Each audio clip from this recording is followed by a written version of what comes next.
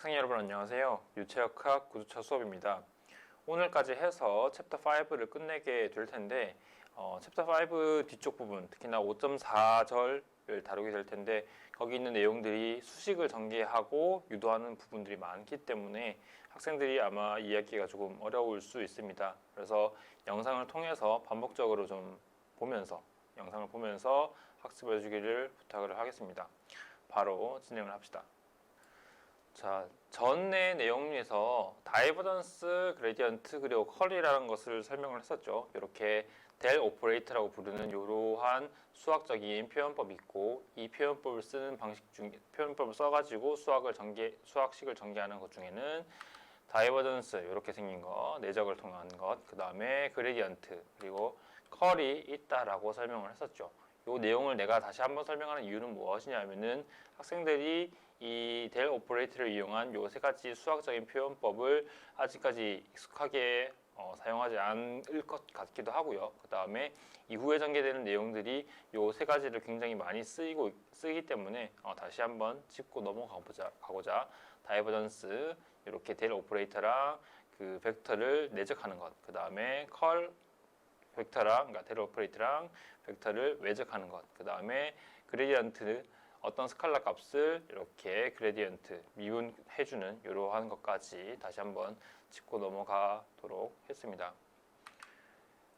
그리고 5.4절 모멘텀 이퀘이션이라는 부분을 아마 한글로는 운동 방정식이라고 부를 것이고요. 이 방정식에 대해서 설명을 하도록 하겠습니다. 모멘텀 이퀘이션을 정리하기 전에 요렇게 그 굉장히 작은 하나의 박스를 가정을 하고, 그 다음에 이 박스의 표면에 어떠한 힘들이 작용하고 있는지를 한번 고려해 봅시다. 근데 여기 있는 요 수식들을 전개하는 방식 같은 경우에는 이전에 했던 내용이랑 동일합니다. 중간에 어떠한 값이 있고, 이 값을 기준으로 얼마만큼 더 큰지, 얼마만큼 더 작은지를 이러한 그 미분의 형태, 편미분의 어떤 값을 이용해서 도출한 그 방식을 그대로 쓴 겁니다. 예를 들면은 3장에서는 중간에 여기 이 중간점에서 P라는 압력을 가지고 있고, 이쪽에서는 뭐 P 플러스 라운드 X분의 라운드 P 곱하기 2분의 dx 이런 식으로 2분의 dx만큼 그러니까 요 가로축 요만큼의 거리를 dx 그 다음에 dy, dz라고 봤을 때 요만큼 2분의 1 dx만큼 떨어진 거리에서의 값을 중간값 플러스 미분항에다가 요 거리만큼 곱한 거리만큼 곱해서 더해주는 형식으로 여기의 값을 요 표면에서의 값을 계산할 수가 있었고요. 반대로 마이너스 dx만큼 가는 것은 여기에 마이너스를 곱해줘 가지고 이렇게 도출할 수가 있었죠. 그거랑 똑같은 내용으로 이번에는 무엇을 전개를 할 거냐면은 여기 시그마 xx라고 표현되어 있는 것, 그 다음에 타우 yx, 그 다음에 타우 zx, 요러한 성분들을 고려를 할 겁니다. 요것은 무엇이냐고 하면은 요 사각 박스의 요 육면체의 하나의 표면에 작용하고 있는 표면력이라고 부르는 surface force라고 부르는 그 표면력 중에 하나인데, 압력 말고요. 그러니까 지금 여기 있는 총 6개, 하나, 둘, 셋, 넷, 다섯, 6개 같은 경우에는 압력의 개념도 있지만 요 두 개는 압력의 개념처럼 이 표면에 수직한 방향으로의 성분들인데, 이것들 외에 표면에 수직하지 않고 표면에 평행하지만, 그러니까 요것과 요거 같은 경우에는 요 평면에 수직한 방향으로 작용하는 힘이고요. 마치 압력처럼 작용하는 힘이고, 이 힘, 그러니까 요 위쪽 표면에서 이쪽 방향으로 작용하는 힘과 요쪽 표면에서의 이쪽 방향, 그리고 요 아래쪽 표면에서의 이쪽 방향, 그 다음에 뒤쪽에 있는 요 표면에서의 이쪽 방향을 작용하는 힘들은 그 마찰, 그러니까 비스커시티 때 했던 그 마찰 있죠. 표면 마찰, 그런 느낌으로 이 표면에 평행한 힘들입니다. 그래서 이 표면에 작용하는 힘들 중에 수직하게 작용하는 수직력, 그 다음에 평행하게 작용하는 요런 타우라고 표현되어 있는 요런 마찰력까지 고려를 하는 상황인 거고요. 지금 여기는 요 6가지 힘들은 X축으로 작용하는 힘들만 고려를 한 겁니다.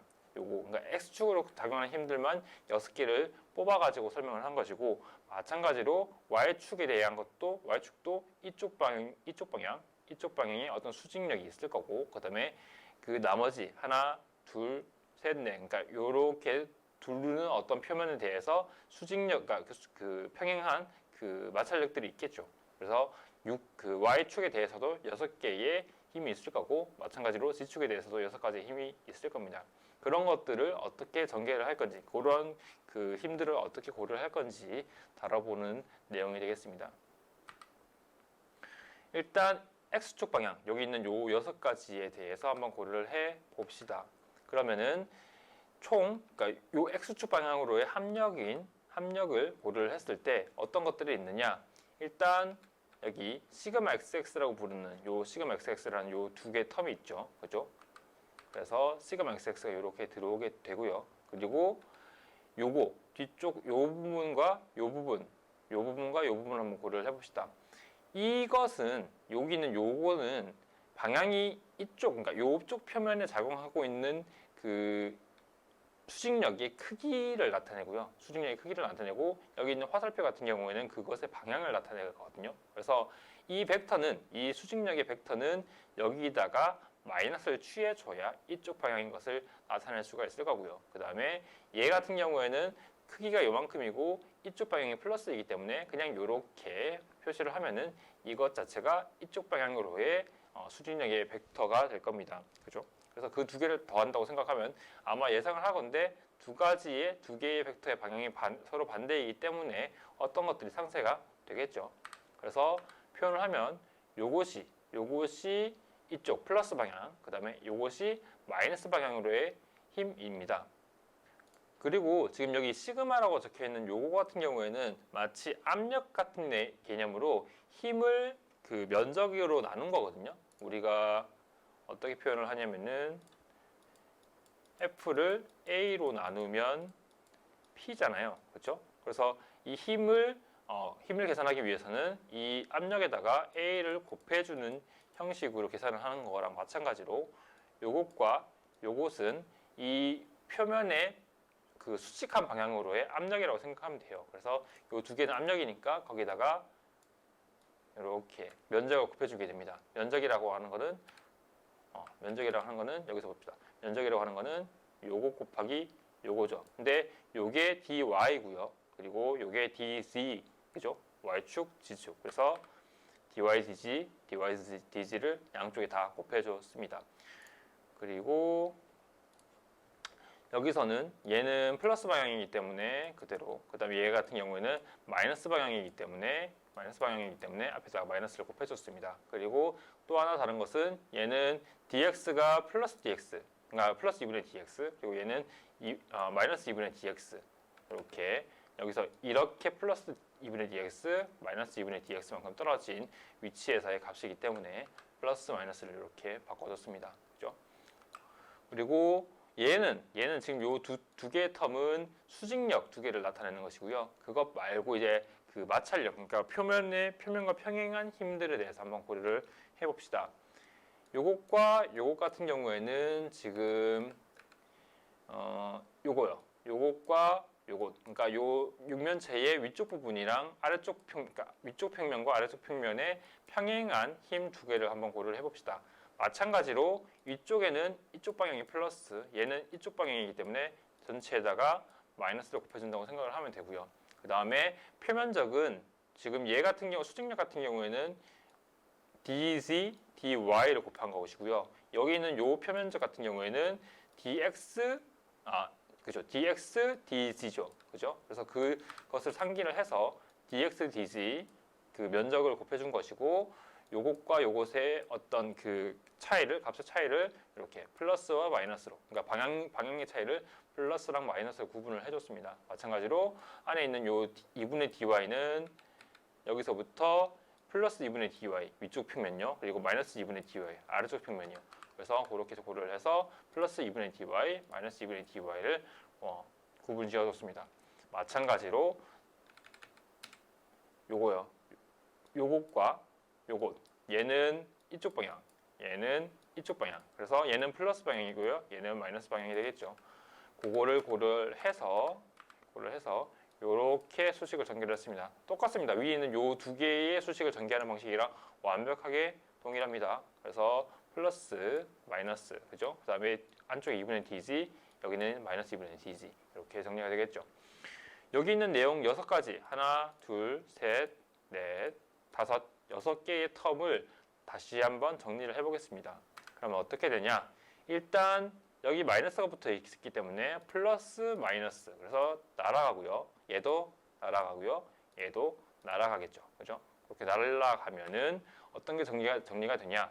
자, 요것과 요거 마이너스 요거 곱해지니까 플러스가 되죠. 얘도 플러스가 될 거고요. 그러면 얘도 플러스가 될 겁니다. 그러면은 요 텀과 요 텀이 완벽하게 동일한 값이 되겠죠. 그 앞에 있는 플러스 마이너스 같은 경우도 둘 다 플러스이기 때문에 완벽하게 동일할 거고요.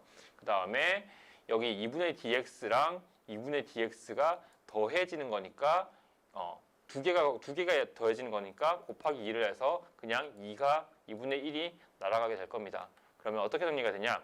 요렇게 정리가 될 겁니다. 이렇게 정리가 되고요. 그러니까 지금 무슨 뜻이냐?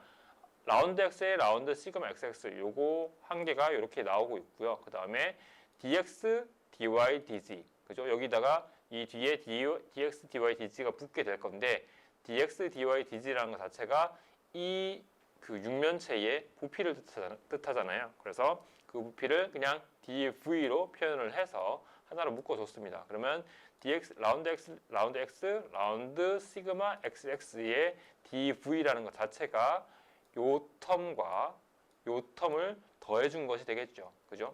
그렇게 이해를 하면은 밑에 있는 요 텀과 요 텀과 요 텀이 각각 요렇게 정리가 될 거라는 것을 알 수 있을 거예요. 얘도 마찬가지로 dx, dy, dz dx, dy, dz 그래서 요 텀, 그러니까 이 텀과 이 텀 모두 dv 텀을 가지고 있기 때문에 이렇게 괄호를 쳐서 묶어준 것이고요.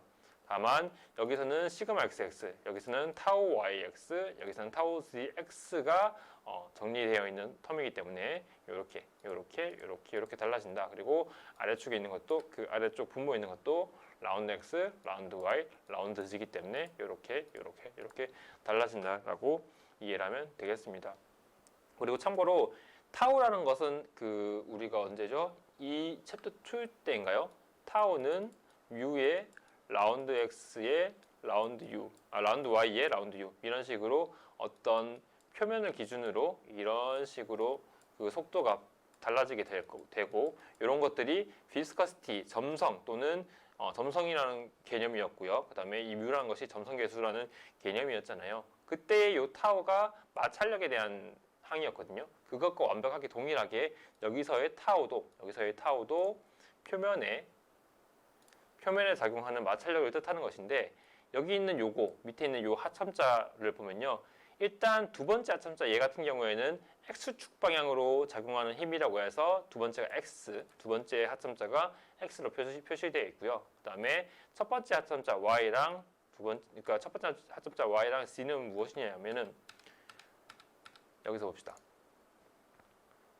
무엇이냐? 얘는 어떤 식으로 이해하면 되냐면 여기를 기준으로 y축으로 쭉 올라간 다음에 이때의 x축 방향으로의 힘. 그죠? 얘도 아래쪽이긴 하지만 y축 방향으로 내려온 다음에 x축 방향으로 힘이라고 생각하면 되고요. 그때 그래서 첫 번째 하점자가 y, 두 번째 하점자가 x라고 생각하면 되고요. 그다음에 타우 gx 같은 경우에는 중점을 기준으로 그 g축으로 이동을 한 다음에 이때의 x축 방향으로의 마찰력이기 때문에 cx 마찬가지로 여기서도 그 z축 방향으로 마이너스 방향으로 이렇게 움직인 다음에 x축으로 작용하기 때문에 이렇게 cx라고 하점자를 준 겁니다. 그렇게 이해를 하면은 yx랑 cx가 왜 다른지 구분할 수가 있을 거고 그런 식으로 이해를 했을 때 여기 있는 이거 x 같은 경우에는 여기서부터 중심으로부터 x축 방향으로 이동한 다음에 이때 여기 이 지점에서 작용하는 x축 방향으로의 힘이기 때문에 x라는 것을 알 수가 있겠죠. 마찬가지로 여기서도 이 xx도 x축 방향으로 그러니까 x축 기준으로 마이너스 방향으로 이렇게 움직인 다음에 이 위치에서의 x축 방향으로의 힘이기 때문에 x라는 하점자를 붙이게 되는 겁니다. 그렇게 이해를 하면 되고요. 그리고 타우라는 것과 시그마라는 것이 왜 달라졌냐? 이 시그마라는 것은 이 표면에 수직한 방향으로의 힘이라고 해서 굳이 시그마를 붙여준 것이고요. 이 타우 같은 경우는 마찰의 개념을 도입을 해서 이 평면의 평행한 방향으로의 이 평면 위에 작용하는 어떤 힘이라는 뜻에서 타우라는 것으로 표현을 한 겁니다. 그래서 전체적으로 이렇게 정리가 될 거란 거, 여기 타워로 표현된 것, 시그마로 표현된 것이 왜 구분이 되는지 얘기를 했었고, 그 다음에 여기 있는 하점자가 왜 이렇게 정리가 되는지 여기까지 얘기를 했습니다. 그리고 지금 요 부분 한번 여기까지 해서 x축에 대한 힘은 x축 방향으로 작용하는 힘은 여기까지 정리를 했고요. 마찬가지로 똑같은 전개 방식을 쭉 따라서 y축 방향으로의 y축 방향으로의 그 표면력을 한번 고려를 해보면은 이렇게 정리가 될 겁니다. 요거 잘 이해가 안 되면은 앞에 있는 내용 요거 있죠. 여기 있는 요 전개 방식, 그러니까 x축 방향으로 작용하는 힘 전체 다 정리를 하고 다 이렇게 도출한 다음에 여기서 날릴 거 날리고 그 다음에 정리할 거 정리하고, 그래서 이렇게 묶어주면 돼요. 그 방식을 그대로 그 순서를 그대로 따라서 y축 방향으로 정리하면 딱 이렇게 정리가 됩니다. 무엇이 달라졌냐? dv는 똑같이 있고요. 라운드 x, 라운드 y, 라운드 z 그대로 있는데 중간에 위쪽에 있는 이 분자 있는 텀이 이렇게 달라졌습니다. 그죠? 그리고 눈에 띄게 볼 수 있는 것은 모든 하천자의 두 번째 하천자, 여기가 x가 아니라 y로 변한 것을 확인할 수가 있고요. 그죠? 그래서 그 첫 번째 하천자는 x, y, z, 여기서도 x, y, z 이건 동일한데 두 번째 하천자가 x에서 y로 바뀌었죠. 이 두 번째 하천자가 뭐냐면은 결국에는 내가 어떠한 힘을 줄 건데 이 힘이 어느 방향으로 작용할 거냐에 대한 하천자였거든요. 그래서 그러니까 여기는 y축에 대한 surface force를 고려하는 거니까 두 번째 하천자가 y로 표시를 한 겁니다. 그리고 이 세 개의 텀 중에 여기 두 번째 텀이 하천자가 같은 거니까 얘를 시그마로 타워가 아니라 시그마로 표현을 해준 거고요. 마찬가지로 z 디렉션, 그러니까 z축으로 작용하는 힘을 고려했을 때는 세 번째 텀이 이렇게 시그마로 표현이 됐고 나머지 두 개의 텀은 타워로 표현이 됐습니다. 그리고 두 번째 점자가 y가 아니라 z로 표현이 된 거 확인할 수가 있죠. 그래서 요 텀이 결론적으로 이 조그만한 그 dv라는 그 부피를 가지고 있는 육면체가 받는 표면력들의 합인 거예요. 표면력. 그러니까 그 힘이라는 것 자체가 그 바디 포스, 그죠? 체정력이라는 것이 있었고, 그 다음에 서페이스 포스, 그 뭐죠? 표면력이라는 것이 있었잖아요. 그 중에서 표면력인 텀들을 고려를 한 겁니다. 그 다음에 바디 포스라는 것은 우리가 중력이 아래쪽으로 작용한다고 치고 바디 포스는 오로지 그래비티, 중력만 있다라고 가정을 해봅시다. 그러면 자 요거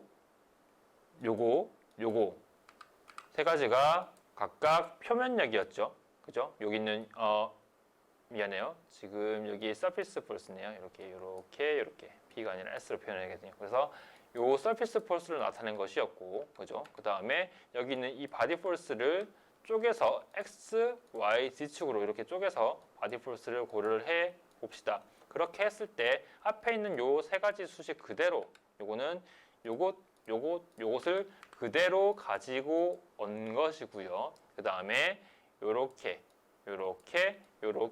그 중력을 쪼개가지고 X, Y, Z축으로 쪼개서 봤습니다. 그래서 원래 우리가 보통 그 중력이라고 하면은 그냥 G 벡터 이렇게 표현하는 것인데 얘를 X, Y, Z축으로 쪼개서 나타낸 것이고요. 그러면은 이해가 되겠죠. 그래서 이렇게 정리를 했고요. 지금까지 여기까지 정리를 한 거는 무엇이냐면은 유체학적인 입장에서 이 육면체가 받는 힘들을 쭈르륵 다 고려를 했어요. 바디 포스도 고려를 했고, 그 다음에 서피스 포스도 고려를 했고, 그 힘들을 각각 정리를 해서 X, Y, Z축으로 쪼개서 보면은 이렇게 정리가 됩니다. 라는 것까지 설명을 한 것이고요. 여기까지는 유체의 입자가 받는 힘에 대한 고려였고요. 이번에는 조금 더 일반적으로 그 물리, 그러니까 뉴턴 제2법칙을 한번 고려를 해봅시다. 뉴턴 제2법칙은 F는 ma인데 작은 크기의 미소 크기의 어떤 요 하나의 볼륨을 봅시다. 요 하나의 그 부피에 대해서 작용하는 힘이라고 해서 dm, ma 중에 그 질량이 m이 아니라 작은 크기에 해당하는 내용 값이라는 뜻에서 dm이라는 것을 바꿔주게 되면은 힘도 미소힘이라는 뜻에서 df 앞에 그 소문자 d가 붙는 형태로 고려할 수 있을 겁니다. 그리고 여기 있는 요 a라는 것 자체가 만약에 하나의 유체 입자에 대한 뉴턴 제2법칙을 고려할 때 이 유체 입자가 이 유체 입자가 받는 그 가속도 있죠. 가속도. 그 가속도를 뜻하는 것이고요. 그죠? 액셀러레이션, 가속도를 뜻하는 것이고 얘를 그 물리적인 개념으로 보면은 그 속도를 시간에 대해서 미분하는 것이잖아요. 그래서 그걸 그대로 이렇게 들고 올 거고요. 그다음에 얘를 풀어서 이렇게 표현했습니다. 일단 앞에 있는 요 dm이라는 것 자체가 rho dv, 그렇죠? 최적에다가 밀도를 곱하면은 질량이잖아요. 그죠? 그래서 요걸로 고려를 한 것이고요. 그다음에 여기 뒤에 있는 요 액셀러레이션 부분은 우리가 지난 그 5.3에서 유체 입자의 트랜슬레이션, 특히나 액셀러레이션이 표현됐었던 것 있죠. 그 가속도 중에 로컬 액셀러레이션, 그러니까 국소 가속도와 그다음에 컨벡티브 액셀러레이션, 대류 가속도라는 것이 있었다라고 설명을 했었고 그 두 개를 다 더한 것. 그 두 개를 더한 것이 하나의 유체 입자의 가속도를 표현하는 전체 가속도, 토탈 액셀러레이션이라는 것으로 설명을 했었던 거. 그 개념을 들고 옵니다. 그래서 이 개념 자체가 액셀러레이션, 가속도에 대한 개념이니까, 그리고 우리는 유체 입자에 대해서 고려를 하고 있으니까 유체 입자의 가속도를 표현할 수 있는 요 수식을 그대로 들고 옵니다. 들고 왔고요. 그다음에 지금 그러니까 아래쪽 얘 같은 경우에는 뉴턴 제2법칙 입장에서 보는 힘, 미소힘을 나타내는 것이고 위에 있는 이것은 유체 입자의 표면력과 그다음에 최정력의 입장에서 관점에서 이제 도시한 그 수식인데 이 수식과 이 수식이 사실은 같은 개념이잖아요. 왜냐하면 하나의 유체 입자에 작용하는 힘을 나타내는 것이니까 같아야 될 겁니다. 위에 있는 수식이랑 아래에 있는 수식이랑 생긴 게 다르게 생기긴 했지만 어쨌든 개념 자체는 이 유체 입자가 받는 힘이기 때문에 위의 수식과 아래 수식은 완벽하게 동일한 개념이 돼야 될 겁니다. 그죠? 그거는 그러니까 관점의 차이로 수식을 전개를 하긴 했지만 어쨌든 그러니까 두 가지 관점 자체가 같은 하나의 물리량에 대해서 도출했기 때문에 결론적으로는 같아야 될 거예요. 그죠? 그 개념을 도입을 합니다. 그래서 여기에 요 위에 있는 요것과 마찬가지로 이 df 요거 있죠. 요거를 x, y, z축으로 쪼개서 보면은 이 v라는 거 있죠. 여기 있는 이 v라는 것이 u, v, w로 쪼개질 거예요. 그죠? 여기 있는 벡터가 스칼라로 쪼개지게 될 거고요. 여기 있는 df가 df, x, y, z로 쪼개지게 될 겁니다. 그죠? 그리고 여기 있는 이 dfx, 그러니까 여기 있는 요 v 벡터가 u로 바뀐 그 수식과 위에 있는 이 수식은 완벽하게 동일을 해야겠죠. 왜냐하면 두 수식 모두 dfx를 나타내는 것이니까요. 마찬가지로 여기에 v 벡터가 그러니까 v 벡터가 스몰 v로 바뀐 수식과 그죠? 수식과 요 수식이 동일해야 될 거고요. v 벡터가 w로 바뀐 수식과 이 수식이 완벽하게 동일해야 될 겁니다. 그죠? 그래서 어떻게 전개를 하냐? x축에 대한 요 수식과 여기 u로 바뀐 수식이 동일하다라는 수식으로 이렇게 정리를 할 수가 있을 거고, 그 다음에 y축으로도 마찬가지로 여기 u, 그죠? 여기는 v, 그 다음에 z축으로도 w라는 그 변수로 이렇게 바뀐 수식으로 이렇게 정리를 할 수 있을 겁니다. 그래서 총 세 가지 x축, y축, z축에 대해서 위의 수식과 아래 수식을 이렇게 연결을 했습니다. 그죠? 이쪽에는 하나의 유체 입자가 가지는 최정력이랑 표면력에 대한 수식, 오른쪽에는 이 유체 입자가 받는 뉴턴 제2법칙에 대한 수식. 그래서 그 두 수식을 이렇게 이을 수 있게 될 겁니다. 그리고 양쪽에 있는 dv, 그죠? 최적 그 미소 크기에 대한 최적의 크기, 그러니까 그 부피인 dv를 나누게 되면은 조금 더 수식을 쉽게 전개할 수 있겠죠. 그리고요, 그 다음에 여기 있는 타우라는 거 있죠. 여기 있는 타우.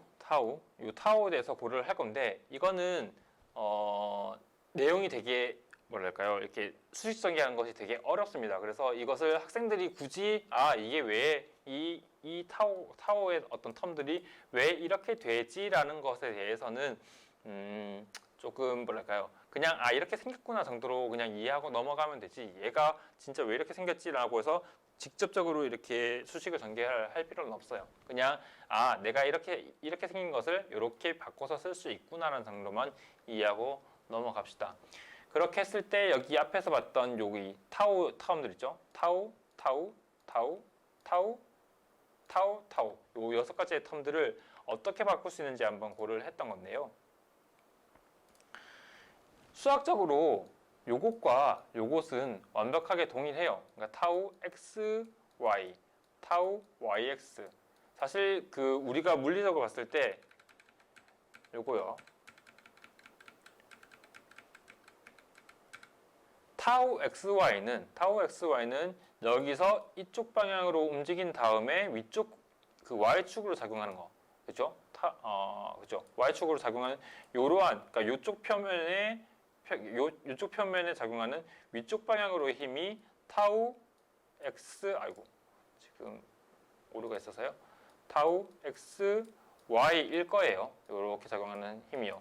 그리고 얘는 y축으로 올라간 다음에 x축 방향으로 작용하는 타우 yx고요. 그래서 물리적으로 보면 얘와 얘가 서로 뭐 방향도 다르고 개념도 좀 다른 것처럼 보이지만 유체역학 입장에서는 요 값이랑 요 값이 완벽하게 동일하다. 이쪽 방향으로 그 비벼지는 힘과 아래에서 위쪽으로 이렇게 비벼지는 힘의 크기가 완벽하게 동일하다라고 정의를 합니다. 잘 이해가 안 되겠지만 그냥 저렇게 같게 보는구나 라는 것만 이해를 해주면 좋겠어요. 그래서 어떻게 했냐, 요것과 요것은 완전하게 동일하다 대신에 요 수식들을 어떻게 정리를 할 수 있느냐라고 했을 때, 이 타우라는 것, 우리가 그 챕터 2에서는 타우는 뮤의 라운드 y, 라운드 u, 그렇죠? 이렇게 표현을 했던 개념이 기억나죠? 요것과 같은 건데, 지금은 표면에 대해서, 요거는 1차원의 어떤 그 개념에서 도입된 마찰력이고요. 2차원의 개념에서 도입된 마찰력 같은 경우에는 한 텀이 더 들어갑니다. 요 한 텀이 요게 지금 뮤의 라운드 y, 라운드 u죠.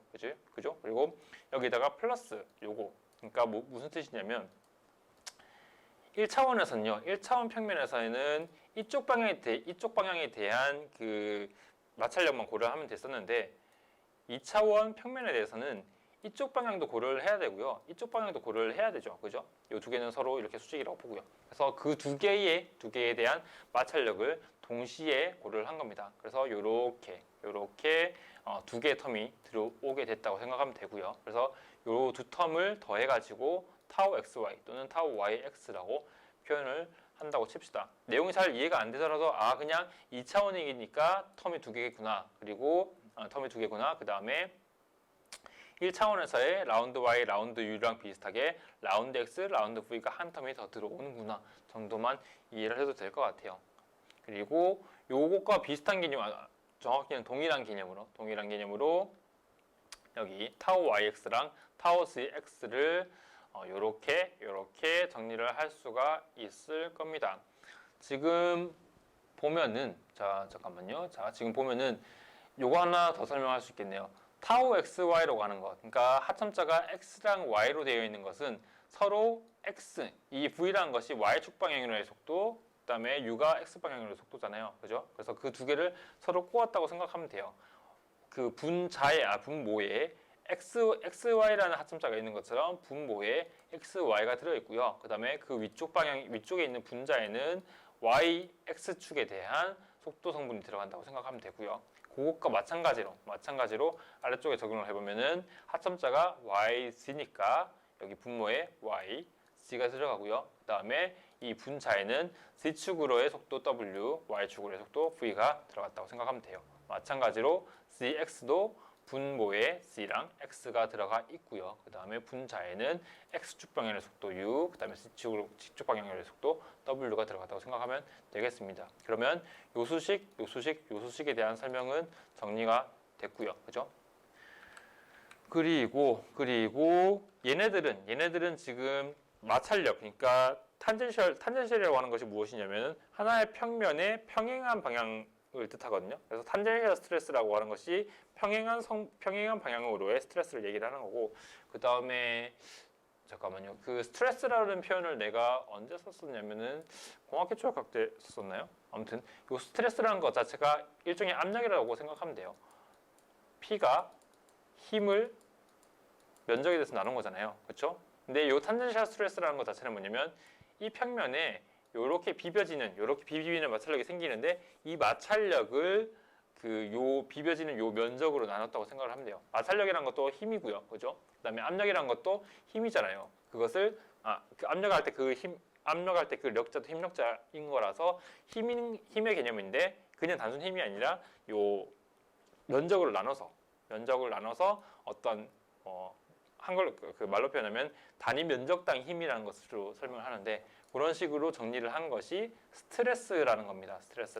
스트레스라는 건데 탄젠셜 스트레스라는 거는 이 표면의 평행한 방향으로의 힘을 뜻하는 것이고요. 그다음에 한 가지 더 고려할 수 있는 게 노멀 스트레스. 그러니까 요 표면의 수직한 방향으로 작용하는 힘들을 고려할 수가 있을 겁니다.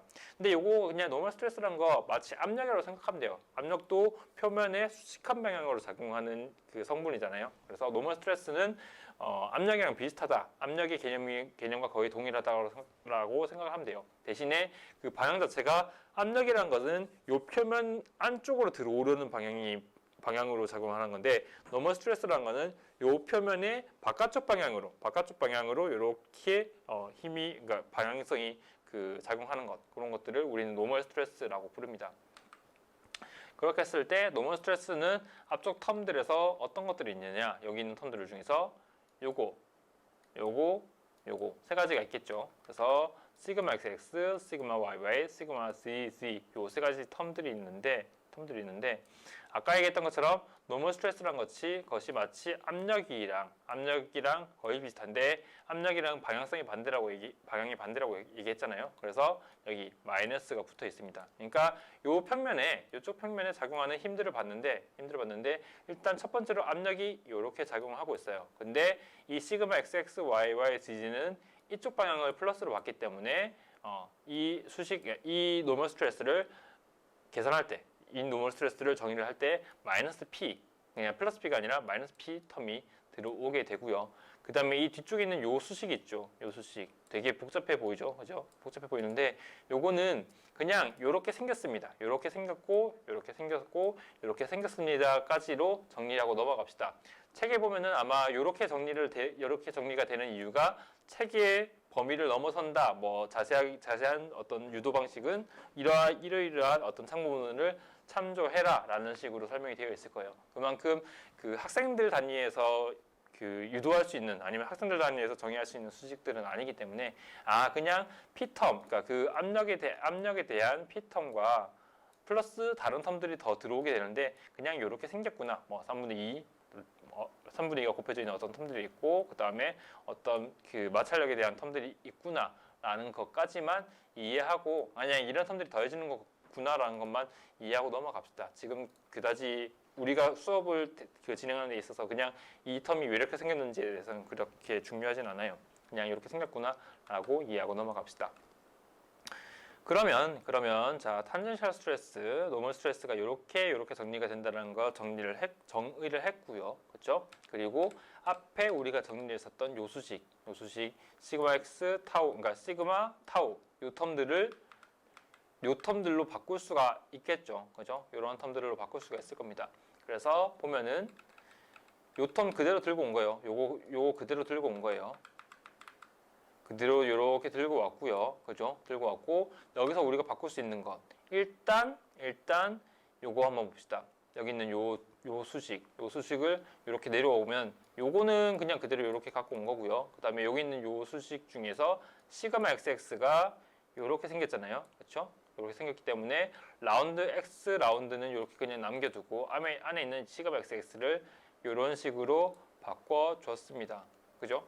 이런 식으로 바꿔줬고요. 지금 여기서 바꿔줬고요. 그 다음에 요거를 쪼갰어요. 지금 보면은 뭔 뜻이냐면 이렇게 쪼개가지고 P텀 여기 시그마 XX 중에 P텀을 이런 식으로 따로 정리를 해줬고요. 그 다음에 뒤쪽에 있는 복잡한 요 부분을 이런 식으로 정리를 해줬습니다. 이해가 가죠?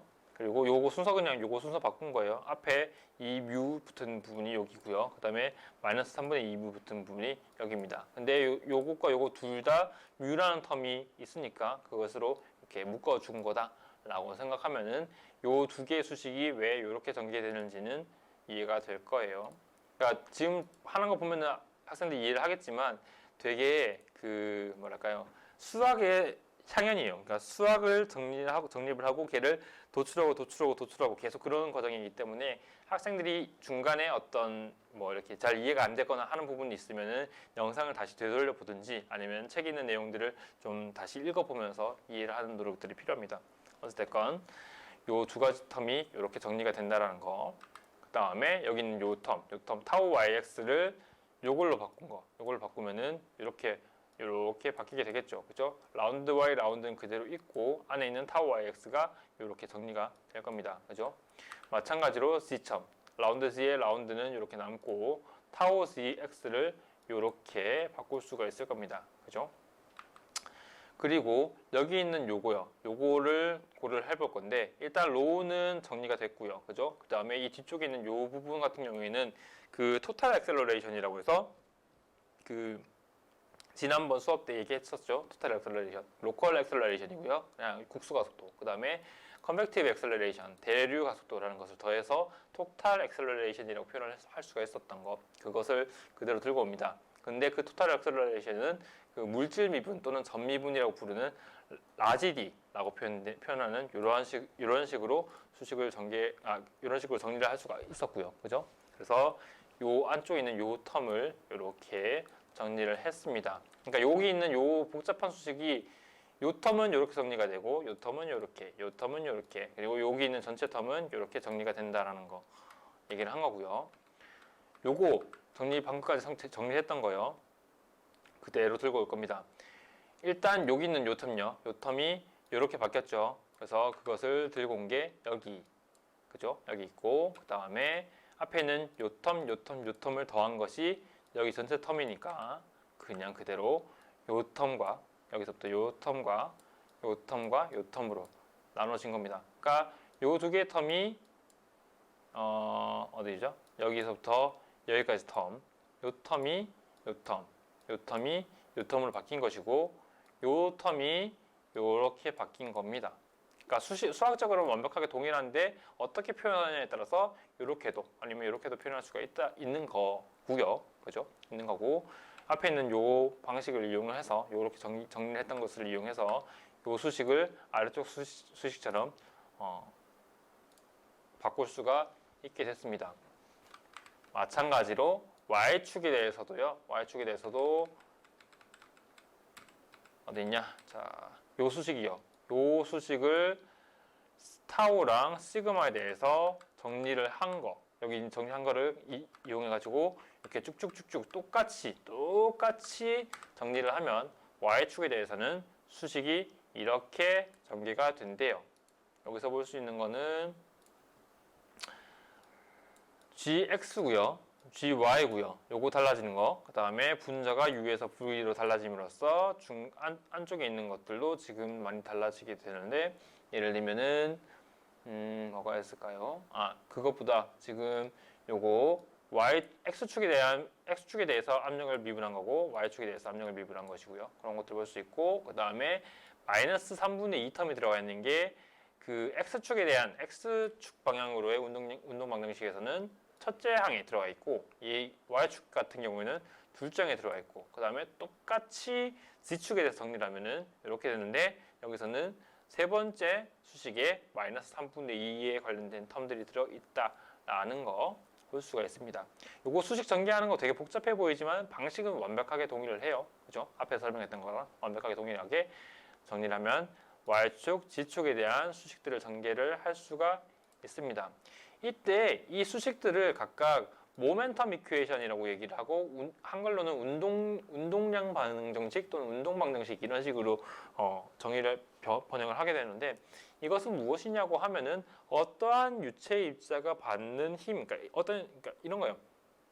어떤 유체 입자가 있어요. 그러니까 유체 입자를 크게 키워서 어떤 유체 입자가 있는데 이 유체 입자가 어떤 힘을 받는데요. 어떤 힘을 받고 있어요. 그러면 그런 힘들을 받았을 때 얘가 어떻게 가속도를 가지고 움직이게 되는지 이런 것들을 수학적으로 전개를 한 것이 모멘텀 이퀘이션인데 x축 방향으로의 힘의 그러니까 여러 가지 힘이 있겠죠. 이 하나의 부피가 받는 x축, y축, z축으로의 힘들이 있는데 그 중에서 x축에 대한 힘만 고려를 했을 때 그 힘을 가지고 x축 방향으로 가속도가 어떻게 x축 방향으로 어떻게 가속을 할 건지를 고려를 했던 수식이 여기 x축 방향으로의 모멘텀 이퀘이션. 마찬가지로 y축 방향으로의 힘의 합력을 주르륵 더했을 때 y축 방향으로의 합력을 받았을 때 이 유체 입자가 y축 방향으로 어떻게 가속을 하겠느냐를 고려했던 게 y축 방향으로의 모멘텀 이퀘이션. 마찬가지로 z축 방향으로의 모멘텀 이퀘이션이 이렇게 정리가 되는 겁니다. 그렇게 이해를 하면 되겠죠. 그리고 이 수식을 묶어서 컴프레시블 나비의 스톡스 이퀘이션이라고 부르는데요. 일단 컴프레서블이라는 거 제외하고 여기 나비의 스톡스 이퀘이션이라는 것이 어떤 거냐면은 내가 학생들한테 설명을 했었던지 모르겠는데요. 이 그러니까 그 유체 입자를 설명할 수 유체의 움직임을 그러니까 유체의 거동 또는 유체의 움직임을 설명할 수 있는 수학식 중에 가장 복잡하고 가장 어떤 이론에 입각한 수식이라고 생각하면 돼요. 그래서 나비에라는 사람이랑 스톡스라는 사람이 같이라고 하는 게 좋다. 나비라는 사람이랑 스톡스라는 사람이 만든 수식들을 정리한 것을 나비의 스톡스 이퀘이션이라고 표현을 하는데 이게 그러니까 유체 입자가 가지는 어떤 운동의 그 개념을 정리한 완벽한 수식이면서도 보는 것처럼 수식이 되게 복잡해 보이죠. 나비의 스톡스 이퀘이션이라는 것은 x, y, z축으로의 요 수식들을 다 통틀어서 나비의 스톡스 이퀘이션이라고 불러요. 근데 굉장히 복잡해 보이잖아요. 그렇기 때문에 이거를 뭔가 손으로 풀거나 하는 것도 굉장히 어려운 상태이고 그래서 이 나비의 스톡스 이퀘이션을 푼다는 것 자체가 굉장히 어려운 문제입니다. 그래서 수학자들 또는 물리학자들은 이 나비의 스톡스 이퀘이션을 어떻게 하면 손으로 풀 수 있을지에 대해서 연구를 많이 하고 있는 편이죠. 근데 이 나비의 스톡스 이퀘이션 중에 컴프레서블 플로우 그러니까 압축성 유동을 고려할 수 있는 압축성 효과 또는 압축성의 어떤 성질을 고려할 수 있는 나비의 스톡스 이퀘이션이라고 해서 컴프레서블 나비의 스톡스 이퀘이션이라고 부릅니다. 그리고 뒤쪽에서는 incompressible flow에 대한 수식들도 있으니까 그거랑 비교를 해보면서 왜 이게 compressible flow에 적용되는 수식인지 설명을 한번 해보도록 하죠. 자, 만약에 근데 이렇게 해서 되게 복잡한 수식이 있었는데 만약에 비스커시티라는 것이 여기 뮤값 있잖아요. 이 뮤값이 일정한 값이다. 일정한 상수 값이다. 그리고 만약에 플루이드가 incompressible이다. 그러니까 incompressible이라는 것 자체가 유체 입자의 그 최적 변형률이 0인 것. 그죠? 내가 이전 시간에 설명했었던 것. 그래서 최적 변형률이 0인 것. 그것을 이렇게 벨로시티를 델 오퍼레이터랑 내적한 요 다이버전스가 0인 걸로 고려할 수 있었죠. 그래서 요게 0이다라는 것 자체가 어떤 유체 입자의 최적이 변하지 않는다라는 뜻이었고 그것을 물리적으로 설명한 것이 이 유체 입자는 incompressible flow에 있다라고 설명했던 거. 그죠? 그 개념을 들고 올 겁니다. 그러면은 수식이 훨씬 간단해져요. 일단 x축 방향의 모멘텀 이퀘이션 요렇게 그죠? 이렇게 생겼어요. 그죠? 근데 여기 중에서 이 두 가지, 이 비스커시티, 그러니까 비스커시티라는 것이 점성계수인데, 점성계수가 컨스턴트라는 것과 그 다음에 유체 입자가 incompressible이라서 여기 그 다이버전스가 0이라는 것, 요 두 개 때문에 덕분에 요 수식이 굉장히 간단하게 돼요. 첫 번째로 여기 있는 요 텀 있죠? 요거 자체가 0이기 때문에 날아가고요. 그 다음에 비스커시티가 컨스턴트한 값이기 때문에 이 그 미분항 바깥으로 이렇게 빠져나올 수 있게 될 겁니다. 이렇게 빠져나올 수 있게 될 겁니다. 그러면은 빠져나왔으니까 걔들을 이렇게 묶어가지고 정리를 하면 일단 요거는 그대로 내려왔고요. 그 다음에 뮤라는 그 컨스턴트한 값으로 그 묶어서 표현하면은 안쪽 내용 요것과 요거가 요렇게 전개가 될 겁니다. 근데 지금 여기 보면은 지금 요거 라운드 x 라운드 u가 라운드 x에 대해서 그러니까 라운드 x 라운드 u라는 텀이 x축에 대해서 다시 한번 미분이 되기 때문에 라운드 x 제곱 라운드 제곱 u인데 얘는 두 개를 가지고 있으니까 그냥 쪼개서 요렇게 그죠? 요 두 개를 더하면 2라는 값이 곱해지는 거니까 쪼개서 먹는 것이고요. 그다음에 요거는 라운드 x 라운드 v를 y에 대해서 미분한 것이니까 이렇게 라운드 x 라운드 v를 y에 대해서 미분한 것이라고 생각하면 되고요. 그다음에 요거를 요렇게 그러니까 라운드 x 라운드 u를 다시 y축에 대해서 미분한 것이 요거. 그다음에 요거 두 개가 요거 두 개가 요거를 바뀌게 됐다고 생각하면 되겠습니다. 그러면은 수학적으로 요 두 가지의 과정을 통해서 이렇게 수학적으로 조금 더 간단하게 보이게 됐고요. 그 다음에 할 수 있는 것, 이 안쪽 부분 중에서 지금 라운드 x 라운드 텀들, 예를 들면 여기 텀, 이 텀이랑 그 다음에 이 텀이랑 그 다음에 이 텀이랑 이 세 가지 텀을 그 묶어서 라운드 x 라운드로 묶어서 이렇게 표현할 수가 있을 겁니다. 요거는 이렇게 내려온 거예요. 묶을 수 있을 겁니다. 그리고 요거 자체가 지금 요거 자체가 v 벡터를 그 델 오퍼레이터랑 내정을 한 결과이죠. 그러니까 다이버전스, 그러니까 속도에 대한 다이버전스가 요 수식이 될 겁니다. 요 수식이 거든요. 그러다 보니까 요게 이렇게 정리가 되고 그 다음에 incompressible flow를 가정했기 때문에 얘가 0이 돼서 얘도 날아갑니다. 그러면 좀 더 간단하게 되죠. 그죠? 요거 그대로 내려온 거고요. 안쪽의 텀 중에 요거 2차 미분 텀들 요것들만 이렇게 남게 됐습니다. 그죠? 여기까지 일단 정리를 할 수가 있을 거고요. 그러면은 x축 방향으로의 모멘텀 이퀘이션은 방금 설명했었던 이러한 가정, 그러니까 요 두 가지 가정을 통해서 이렇게 정리가 돼서 이렇게 바뀌게 됐고요. 마찬가지로 y축이랑 z축에 대한 모멘텀 이퀘이션도 똑같은 그 방법으로 이렇게 축소가 될 겁니다. z축도 이렇게 축소가 될 거고요. 그죠? 잘 이해가 안 되면 다시 한번 그 강의 내용을 복습을 해가지고 x축에 대해서 이렇게 그러니까 수식이 이렇게 바뀌는구나라는 것을 익힌 다음에 그 방식을 그대로, 그 순서를 그대로 y축이랑 z축에 대한 모멘텀 이퀘이션에 적용하면 이렇게 전개가 될 거예요. 전개를 했고요. 요거를요. 지금까지는 x, y, z에 대해서 각각 수식을 전개를 했던 거죠. 그죠? 근데 이거를 이번에는 이 각각의 축에 대해서 전개된 수식을 묶어서 벡터로 한번 표현을 해 봤습니다. 벡터로. 그러면은 쪼개진 거를 세 축으로 쪼개진 거를 하나의 벡터로 표현을 하다 보니까 세 가지 수식을 하나의 수식으로 묶을 수가 있겠죠. 그죠? 그걸 하기 위해서 이렇게 묶어 봤습니다. 그래서 u, v, w 텀이 있으니까 세 가지를 묶어서 v 벡터라고 표현을 했고요. 요거 gx, gy, gz를 그러니까 x, y, z축 방향으로의 중력 가속도를 묶어서 로 g 벡터로 표현을 했고요.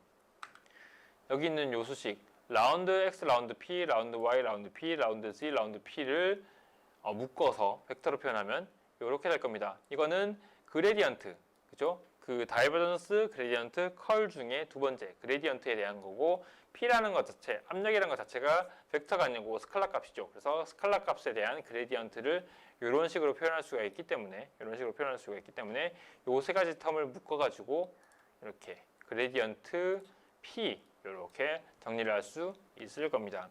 마지막으로 여기 있는 요 세 가지 텀을 정리를 할 건데 앞에 뮤 텀이 그냥 있으니까 바로 정리를 하고요. 안쪽에 있는 요 텀이랑 요 텀이랑 요 텀을 보면은 각각 x축에 대해서 2차 미분을 한 거고요. y축에 대해서 2차 미분을 한 거고 이거 미안해요. 이거 c예요. 이 c. 이것도 c고요. 이것도 c예요. 그래서 z축에 대해서 2차 미분을 한 것. 이런 텀들이 있다 보니까 마치 얘는 w에 대해서 2차 미분을 한 거고요. 2차 미분을 한 거고요. v에 대해서 2차 미분을 한 거고요. x축에 대해서 2차 미분을 한 거의 개념이 돼요. 그래서 그 2차 미분의 텀들을 또한 벡터 형식으로 묶어서 쓰면은 이렇게 될 겁니다. 2차 미분이고요. 근데 2차 미분이 벡터 u, v, w로 정리되는 벡터에다가 적용을 한 게 된 거죠. 그리고 u는 그냥 붙어 있으니까 앞쪽에 붙여준 거고요. 이해가 가나요? 어려운 거, 그러니까 지금 내가 설명하는 내용 자체가 되게 어려운 거를 알고는 있어요. 근데 수학을 그러니까 이 수식들이 어떻게 전개되는지 여부에 대해서는 학생들한테 설명을 해야 되기 때문에 어렵더라도 지금 계속 설명을 하고 있는 부분이고, 반복적으로, 그러니까 지금 내가 설명하고 있는 거를 반복적으로 들으면서 이게 이렇게 수식이 전개되는 거구나 라는 거를 이해할 수 있어야 됩니다. 어찌됐건 앞에 있는 요 세 가지 텀을 그 벡터로 요렇게 얘네들을 이렇게, 얘네들을 이렇게, 얘네들을 이렇게 정리를 하면, 그러면 요거 하나, 둘, 셋, 네 개의 수식이 이렇게 묶어지게 되겠죠. 그죠? 앞에 있는 요 수식이 이렇게, 그 다음에 뒤에 있는 하나, 둘, 세 개 수식이 이렇게 정리될 겁니다. 그죠? 정리가 됐고요. 요거 자체가 지금 봐요. 이 수식이 어떻게 나왔냐? 요 세 가지의 수식이 어떻게 나왔냐? 앞에 있는 두 가지 가정을 통해서 나왔죠. 비스커시티가 컨스턴트, 마찰 계수가 일정한 값인 그 상수값이고, 그 다음에 플루이드가 incompressible, 그러니까 비압축성 유동일 때를 고려해서 나온 수식이 이러한 수식이었고, 이 수식을 벡터 형식으로 표현을 한 것이 이 수식이었잖아요, 그죠? 그래서 이 수식을 우리는 어떻게 부를 수 있냐면 벡터 포미로, 그러니까 벡터 형식으로 나타내어져 있는 수식인데 얘는 incompressible 나비에-스톡스 이퀘이션을 벡터 형태로 나타낸 것이다 라고 설명할 수 있을 겁니다. 왜냐하면 여기 있는 요 수식 전기가 incompressible flow, 비압축성 유동을 가정했을 때 나온 수식이기 때문에, 그래서 compressible flow랑 다른 것, 여기 있는 요 수식이랑 다른 건 뭐냐면은 요거요. 플루이드가 incompressible이라서 요렇게 다이버전스 V가 0이다라는 수식을 가정했느냐 가정하지 않았느냐의 차이입니다. 그래서 가정을 했을 때는 더 간단하게 앞에서 봤었던 요 수식이죠. 물론 요거는 그 벡터 폼이 아니라 스칼라 폼, 그러니까 각각의 축에 대한 스칼라 폼으로 나타내는 거긴 하지만 이렇게 복잡한 수식들을 요렇게 간단하게 만들었고요. 얘를 다시 한번 벡터 폼으로 만들어서 세 가지의 수식을 하나의 수식으로 이렇게 엮게 됐습니다. 그래서 요거는 벡터 폼으로 표현되어 있는 incompressible 나비에-스톡스 이퀘이션이다 라고 설명을 할 수 있게 된 거죠. 그래서 incompressible flow, 그러니까 incompressible 나비에-스톡스 이퀘이션이나 compressible 나비에-스톡스 이퀘이션이랑 어느 부분에서 차이가 났는지는 설명을 했습니다. 그리고 만약에 수식 자체가, 그러니까 만약에 우리가 모든 유체는 점성이 있어요. 그러니까 점성이 있어서 뭔가 이렇게 표면에 들러붙으려고 하거나 아니면은 우리가 예를 들면은 물 같은 거 말고 예를 들면 뭐 이렇게 점도가 높은 애들 있죠. 뭐 물엿 같은 거 그런 것들을 이렇게 비벼 보면은 잘 안 비벼지려는 그런 성질, 그런 것들이 점성이라고 보면 되는데 모든 유체들은 점성이 사실은 있어요. 근데 이 점성의 값이, 그러니까 점성이 워낙 작아서, 그러니까 점성이라는 효과가 워낙 없어서 마치 유체를 마찰이 없는 유체로 고려할 수 있을 때가 있어요. 그러니까 특수한 경우에는 마찰이 없는 것처럼, 점성이 없는 것처럼 고려할 수가 있는데 그런 것들을 우리는 inviscid flow라고 해요. viscous flow라고 얘기하는 것이 점성 유동이고요. 그러니까 마찰력이 존재하는 유동이고요. 이것에 대한 반대적인 표현이 inviscid, 비점성 유동이라고 부르는 inviscid flow라는 것이 있습니다. 그럴 때는 어떻게 되냐면은 여기 있는 뮤라는 값 자체가 점성에 대한 개념이었는데 이 점성이 거의 없다시피 한 거예요. 그러다 보니까 이 텀을 그냥 날려버리는 거죠. 이렇게 날려버리게 되면은 요렇게 수식을 전개할 수 있을 거고요. 다른 건 없어요. 그냥 요 뒤에 있는 요 텀만 그냥 없애버린 거예요. 이렇게 되면은 비스커시티, 그러니까 점성에 대한 고려를 전혀 하지 않아도 돼요. 왜냐면 여기 하나, 둘, 셋, 네 가지 텀 중에 점성에 대한 텀은 마지막 텀밖에 없거든요. 그래서 이 마지막 텀을 고려하지 않아도 돼서 세 가지의 텀만 고려해도 되는 상황이 되고요. 이런 것들을 우리는 오일러 이퀘이션이라는 걸로 정의를 할 겁니다. 앞으로. 그러니까 나비의-스톡스 이퀘이션이라는 것은 점성을 고려하고 있는 것이고요. 얘를 조금 더 간단하게 만들어서 점성을 고려하지 않는 수식들을 우리는 오일러 이퀘이션이라고 정의를 할 겁니다. 근데 이 오일러 이퀘이션도 마찬가지로 incompressible flow에 대한 수식이 있고 compressible flow에 대한 수식이 있어요. 근데 여기서는 incompressible flow에 대한 나비의-스톡스 이퀘이션에서 이 텀을 날렸기 때문에 incompressible 오일러 이퀘이션이라고 설명을 한 것이고요. 그 다음에 수식 자체가 벡터 폼으로 표현되어 있기 때문에 벡터 형태로 표현되어 있는 incompressible 오일러 이퀘이션은 이렇게 생겼습니다 라고 말을 할 수가 있게 된 거죠. 그렇게 이해를 하면 됩니다. 내용이 어렵죠. 그래서 그 학생들이 이해하는 것 자체가 굉장히 복잡하고 이해가 또 안 된다는 거 충분히 알고는 있어요. 근데 어쨌든 이런 내용들은 학생들한테 전달을 해야 되는 부분이기 때문에 어렵더라도 이렇게 정리를 했습니다.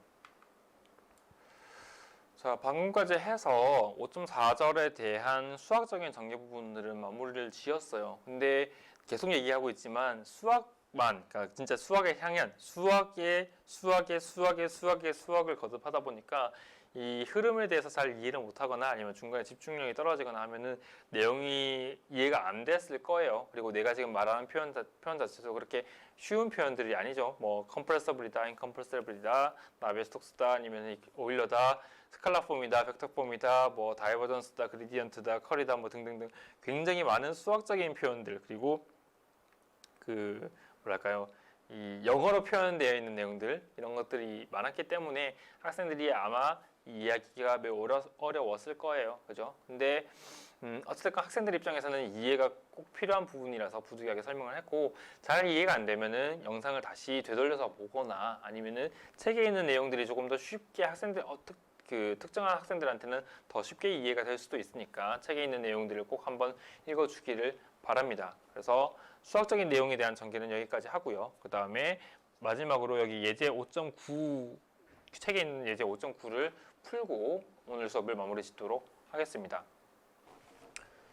자, 예제 5.9를 한번 풀어봅시다. 한글책 기준으로 경사진 평면을 흘러내려가는 완전 발달된 측류 유동의 해석이라고 적혀 있고요. 액체가 경사면을 따라 완전 발달된 측류막 두께 H를 유지하면서 정상 유동으로 흘러가고 있다. 일단 H를 유지한다. 측류막 두께 H를 유지한다는 거 하나 볼 수 있고 정상 유동이다. 그러니까 시간에 따라서 변하지 않는 유동이다. 라는 것을 볼 수가 있죠. 그리고 이 유동장의 모형에 맞게 연속 방정식, continuity equation이라는 것, 그 다음에 나비의-스톡스 방정식을 단순화하라 라고 적혀 있는데 이 단순화라는 것 자체가 복잡한 수식 중에서 특정한 텀들을 그 가정을 통해서 날려줌으로써 수식을 간단화하는 그 부분을 얘기합니다. 그리고 이 액체의 속도 분포, 전단 응력 분포, 최적 유력 및 평균 속도에 대한 수식을 각각 구하여라. 액체막 두께와 이 유동의 수직면으로 단위 폭당 최적 유량을 관련시켜라. 그리고 수평면과 세타가 15도 경사진 폭 B는 1m인 표면 위를 막 두께 H는 1mm로 유동하는 물의 최정력을 계산하라 라고 적혀 있는데요. 내용이 되게 많아요. 지금 예제 5.9 같은 경우에 지금 3페이지에 해당하는 내용들이 있기 때문에 이 내용도 천천히, 그러니까 만약에 학생들이 이해가 안 된다고 하면은 다시 한번 그 영상을 돌려서 보거나 아니면 여기 있는 책에 있는 내용들을 다시 한번 읽으면서 이해를 하는 노력이 필요합니다. 일단 한번 진행해 봅시다. 우선에 그 예제 5.9 밑에 보면은 그림이 그려져 있죠. 그림이 어떻게 그려져 있냐면은 이렇게 경사가 있고요. 아까 그 문제에서 이 경사가 15도, 그쵸? 여기 세타가 5도라고 정의를 했었고요. 그 다음에 이 경사를 통해서 유체가요. 유체가 이렇게 흘러가는데 요거는 경사면 그러니까 그 뭐죠? 그러니까 그 솔리드 그러니까 물체 면적이 물체 표면이고요. 그다음에 이쪽 위에 있는 요거 같은 경우는 수표면 그러니까 물이 이렇게 흘러 내려갈 때 그 위쪽에 있는 그 물의 위쪽 부분이에요. 그래서 얘는 그 저게 아니고요. 얘는 그냥 그 물의 표면. 그다음에 얘는 물체의 표면이에요. 그렇게 한 다음에 물의 속도가 이렇게 흘러간대요. 일단 이쪽 부분은 표면, 그러니까 물체에 닿여 있는 표면 부분이기 때문에 여기서에는 그 점성 조건 또는 점착 조건이라고 하는 부분들 때문에 여기서의 속도가 0이 되겠죠. 그렇죠? 그때 점성 챕터 2인가요? 점성 관련된 내용을 설명하면서 이 표면에서의 속도는 0이다라는 거 설명했었죠. 그래서 이렇게 0이 되고요. 그 다음에 여기서부터 조금씩 값이 늘어나가지고 값이 커져가지고 이렇게 여기서의 값이 얼마냐? 여기서의 값이 지금 정확하게 나와 있지는 않지만 어쨌건 하나의 어떤 속도를 가지고 이렇게 내려오고 있겠죠. 그리고 이 유동 자체가 두께 h 이만큼이 h라고 했을 때 이 h를 유지하면서 쭉 내려오고 있는 거예요. 그러다 보니까 우리가 볼 수 있는 거는 여기서도 h, 여기서도 h인 두께를 가지는 어떤 상황이다라고 생각을 하면 돼요. 그리고 시간에 대해서 그러니까 그 시간에 따라서 변하지 않는 정상 유동이기 때문에 어떤 수식 중에 라운드 t, 그러니까 시간에 대한 어떤 변화율에 대한 텀들은 다 0으로 만들어줄 수 있을 겁니다. 그죠?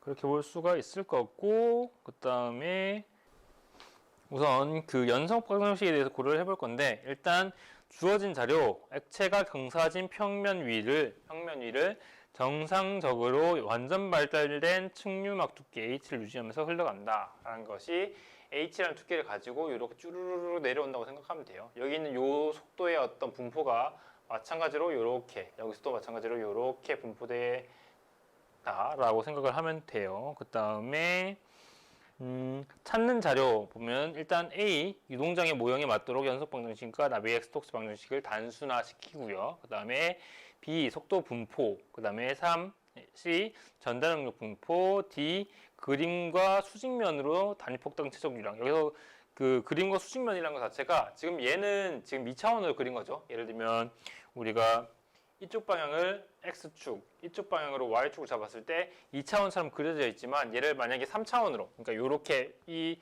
면적의 수직한 방향, 이렇게 튀어나온 방향으로 이만큼의 두께가 있다. 이 두께가 얼마냐? 1m, B는 1m라고 했을 때 그 B 있죠. 그 폭을 얘기하는 거예요. 그래서 이 그림의 수직한 방향으로의 어떤 단위 폭당의 최적 유량으로 표시되는 막 두께, 그렇죠? 미안해요. D, 그림과 수직면으로 단위 폭당의 최적 유량이 D고요. 그 다음에 E가 평균 유동 속도, 그 다음에 F가 그림과 수직으로 단위 폭당 최적 유량으로 표시되는 막의 두께, 요 막의 두께를 얘기를 하는 거고요. 그 다음에 G가 수평과 15도의 경사진 폭 1m의 표면 위를 수막이 1mm의 두께로 유동할 때 최종 유량. 그러니까 여기서부터 1m만큼 이렇게 내려올 때, 1m만큼 내려올 때의 그 최종 유량을 구하래요. 근데 이거 말이 되게 어렵잖아요. 그죠? 그러니까 뭐라 해야지? 한글로 표현하는 것이 되게 내용이 말이 어렵기 때문에 조금 천천히 한번 해봅시다. 일단 풀이 보면은 이 유동장을 모형화하기 위해 사용되는 기하학적 형상과 좌표계는 지금 이렇게 표현이 되어 있고요. 그렇죠? 이렇게 표현됐고 보통 우리가 X축을 가로로 Y축을 세로로 잡긴 하지만 우리가 지금 보고자 하는 것은 이렇게 경사진 평면을 지나가는 어떤 유동이기 때문에 그 축을 이렇게 요 경사진 평면이랑 평행하게 X축 그 다음에 그것의 수직한 방향으로 Y축을 잡아놨습니다. 이렇게 잡아도 상관없어요. 그냥 이 두 개의 축이 수직이기만 하면 저는 상관없습니다. 이렇게 해놓고요. 일단 볼 수 있는 것, 유체 자체가 비압축성이고 점성계수가 일정한 유동에 대해서 고려를 해봅시다. 왜냐면은 이 유체 자체가 여기서 이렇게 흘러갈 때 이 속도 변화도 전혀 없고요. 그냥 요게 그냥 그대로 쭉 유지가 된다는 것 자체가, 만약에 이 유체가 압축성 유동이다. 압축성이라 가지고 뭔가 압축이 된다고 했을 때는 속도에 어떤 변화가 있든지, 그죠? 속도의 변화가 있든지, 아니면 이 두께가 두꺼워지든지 얇아지든지 뭐 그런 어떠한 변화들이 있을 건데, 그런 것들이 전혀 없는 상태고, 그죠? 전혀 없는 상태고, 마찬가지로 점성계수라는 것도 뭔가 바뀐다. 여기서의 점성계수가 만약에 0.1이고 여기서 점성계수가 0.2다. 그러면은 여기서 더 점성의 효과가 더 커지기 때문에 이 속도의 어떤 분포의 어떤 변화들이 있을 거죠. 또는 이 유체가, 그러니까 이 물이 맞나요? 네, 이 액체라고 봅시다.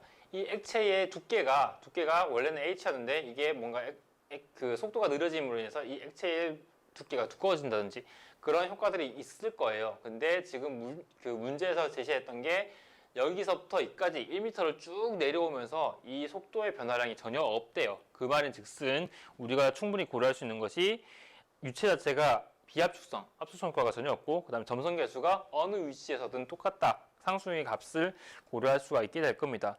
그때의 지배 방정식 한번 봅시다. 자, 비압축성에 대한 연속 방정식은 앞에 책의 내용 또는 그 이전 강의 내용을 보면은 이렇게 생겼었습니다.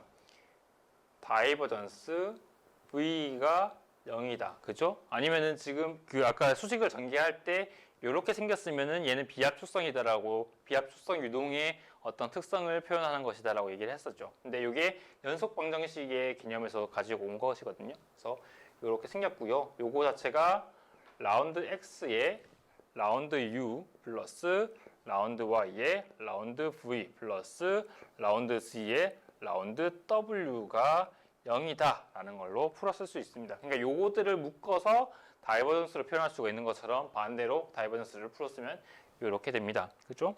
이렇게 될 거고요. 지금 볼 수 있는 것, 여기서 볼 수 있는 것은 볼 수 있는 것을 보면은요. 일단 얘는요, 우리가 그러니까 그 문제를 보면은 폭이 이렇게 폭이 있다라는 것을 가정하는 그 소문항들이 있기는 하지만, 그것을 굳이 이렇게 2차원으로 표현하는 이유는 뭐냐면은 유체가 이렇게 흘러내려온대요. 근데 이 흘러내려오는 요러한 속도라든지 이런 형태가 이쪽 그 두께 방향, 요렇게 두께 방향으로는 전혀 변화가 없는 거예요. 그러니까 여기서 이 평면에서의 그 속도의 어떤 분포가 여기서도 완벽하게 동일한 거예요. 그렇게 되면 우리가 여기서 튀어나오는 지축 방향으로의 어떤 변화 같은 것들은 전혀 없다 보니까 고려할 필요가 없겠죠. 그러니까 3차원 문제를 2차원 문제로 축소시켜서 볼 수 있게 된 거예요. 그죠? 그것 때문에 요 수식에서 지금 볼 수 있는 것, 지축에 대한 고려는 전혀 하지 않아도 돼요. 날려도 돼요. 그죠? 날려도 되고요. 그 다음에 요거요. 지금 요거는 얘는 뭐냐면은 이 V라는 것 자체가 Y축이 이쪽 방향이다 보니까 이쪽 방향으로의 속도 성분인 건데요. 요 속도 성분이 여기서의 속도 성분이랑 여기서의 속도 성분, 그러니까 Y축에 대한 V 벨로시티의 변화량이 되니까 여기서의 그 Y축으로의 속도 성분이랑 여기서의 Y축으로의 속도 성분이 다르면 얘는 0이 되지 않을 건데요. 이거는 아직 몰라요. 일단 어떻게 할지 모르기 때문에 얘는 남겨두고요. 방금 얘기했던 거랑 완벽하게 동일하게 이번에는 X축에 대해서 한번 고려를 해보자고요. 그렇게 했을 때 여기 이 위치와 이 위치를 고려했을 때 여기서의 속도와 여기서의 속도가 완벽하게 동일하다. 그죠? 여기서도 1m/s, 여기서도 1m/s다. 그러면은 X축 방향으로 이만큼 움직였음에도 불구하고 U 벨로시티는 그대로죠. 그죠? 그렇기 때문에 그러한 상황에서는 앞에 있는 요거 라운드 X, 라운드 U라는 텀이 0이 될 거예요. 그죠? 근데 요거는 어디서 볼 수 있냐고 하면은 이 막의 두께가 그대로 일정하고요. 그죠? 막의 두께가 쭉 일정하고 이 속도의 어떤 변화, 그러니까 요 속도의 분포가 동일하다. 그죠? 속도의 분포가 완벽하게 여기서부터 쭉 내려갈 때까지 동일하다라는 그 조건 때문에, 그러니까 이거죠. 여기서의 요만큼의 속도랑 여기서의 요만큼의 속도가 완벽하게 동일하기 때문에 X축 방향으로의 U 벨로시티의 변화량은 0이 됩니다. 그죠? 그 조건 때문에요. 그러면은 얘도 날릴 수가 있죠. 그죠? 그렇게 되면은 뭘 볼 수 있냐면, 일단 incompressible 비압축성 유체에 대한 유동에 대한 그 컨티뉴티 이퀘이션이 이렇게 정의가 됐었는데, 얘를 풀어서 이렇게 썼어요. 그죠? 이렇게 썼고 여기서 우리가 무언가를 단순화시키기 위해서 고려를 했던 게 지축 방향으로의 속도의 변화는 아예 없다. 그래서 우리는 3차원을 2차원으로 고려하고 있는 거다라는 조건 때문에 날렸고요. 그 다음에 유체가 위에서 아래쪽으로 흘러내려오면서 전혀 변화 없이 똑같은 속도 분포를 이렇게 가지면서 오고 있다. 얘는 잘 모르겠지만 얘는 그러니까 가지고 오고 있다는 것 때문에 x축 방향으로의 u 벨로시티, x축 방향의 성분, x축 방향으로의 속도 성분이 차이가 없다. 그러니까 변화가 없다라는 조건 때문에 얘도 날리게 됐어요. 그러면은 요 수식에서 우리가 볼 수 있는 거 결론적으로 라운드 y, 라운드 v는 0이다라는 수식만 남게 되겠죠. 요 말의 뜻은 뭐냐면 결론적으로 x축 방향으로의 속도 성분 차이가 아예 없게 되면서 y축 방향으로의 속도 성분 차이가 없게 된 거예요. 뭔 뜻이냐면 여기서의 속도, 여기서의 이쪽 방향의 속도랑 여기서의 이쪽 방향, 그러니까 y축으로 요렇게 요만큼 이동을 했는데 여기서의 y축 방향의 속도, 여기서의 y축 방향의 속도가 완벽하게 동일하다는 거예요. 이거는 어떤 수학의 가정을 통해서 도식된 게 아니고 가정을 통해서 다 날리다 보니까 결론적으로 요거만 남게 됐고 요렇게 수식이 정리가 되다 보니까 이 수식을 통해서 우리가 유추할 수 있는 것은 여기서의 이쪽 방향 속도, 여기서의 이쪽 방향 속도가 완벽하게 동일하겠구나라는 것을 예상을 할 수가 있게 된 거죠. 그래서 수학에서 물리성을 본 거다라고 생각하면 됩니다. 그리고 이 가정들은 물리성을 보고 수학을 간단화화 시킨 거고요. 수학식에서 간단화화 시킨 거고요. 그렇게 이해를 하면 되겠습니다. 자, 그 다음에 나비의-스톡스 이퀘이션을 고려를 할 건데 내가 내용이 너무 길다 보니까 미리 이렇게 칠판에 적어 놨어요. 그래서 내용이 다 보일 거라고 보고요. 그 다음에 아까도 얘기했다시피 유체가 현재 인컴프레시블 비압축성 유동이고 그 다음에 뮤값, 그죠? 요 점성계수의 값이 어느 위치에서나 동일하다, 컨스턴트 값이다라는 것을 고려를 했기 때문에 그 두 가지 조건에 만족되는 인컴프레시블 플로우에 대한 나비의-스톡스 이퀘이션을 각각 x축, 그 다음에 y축, z축으로 쪼개서 지금 기술을 해놨습니다. 이렇게 복잡한 수식들을 아까처럼 여러 가지 가정들을 통해서 이런 물리적인 현상들을 통해서 한번 단순화를 시켜 봅시다. 일단 볼 수 있는 거요. 그러니까 그 조건 중에서 정상유동이라는 거 있었죠. 정상유동. 그죠? 그것 때문에 일단 시간에 대한 조건은 다 날려 봅시다. 시간에 대한 거, 시간에 대한 거, 시간에 대한 거, 시간에 대한 거. 그죠? 다 날릴 수가 있고요. 그 다음에 요거 볼 수 있네요. 아까도 얘기했다시피 x축 방향으로의 아까 컨티뉴티 이퀘이션을 통해 가지고 라운드 x, 라운드 u가 0이었고요. 그쵸? 그 다음에 라운드 y의 라운드 v도 0이었고요. 당연히 라운드 z 중에 뭔진 잘 모르겠지만 얘가 뭐 w가 될 수도 있고 무언가 다른 것들이 될 수 있는데 z축에 대한 성분은 다 0이었어요. 그죠? 요거를 통해서 간단화시켜 봅시다. 어떤 거? 날리고요. 일단 이거부터 봅시다. 그러니까 그 z축 튀어나오는 방향으로의 어떤 변화량은 무조건 다 0으로 만들어 줄 수가 있을 거예요. 그래서 날리고요. 그 다음에 얘 날리고요. 여기서 날리고요. 얘 제곱이네요. 날리고요. 한번 날렸고요. 그 z축 방향으로의 변화량에 대한 것들은 일단 다 날렸습니다. 날렸고 그 다음에 요거 두 개로 한번 고려를 해봅시다. 그러면 라운드 x분의 라운드 y 텀들 날아가고요. 그 다음에 또 뭐가 있을까요? 이거 텀 날아가고요. 그쵸? 그 다음에 라운드 y, 라운드 v도 0이었잖아요. 그쵸? 컨티뉴티 이퀘이션에서 요거 때문에 결론적으로 이런 수식이 도출됐고 그래서 요거를 그대로 써가지고 라운드 y분의 라운드 v 날려봅시다. 라운드 y분의 라운드 v 날리고요. 그 다음에 다른 거 라운드 y분의 라운드 v 날리고요. 그 다음에 다른 것들은 일단은 보이지 않네요. 그죠?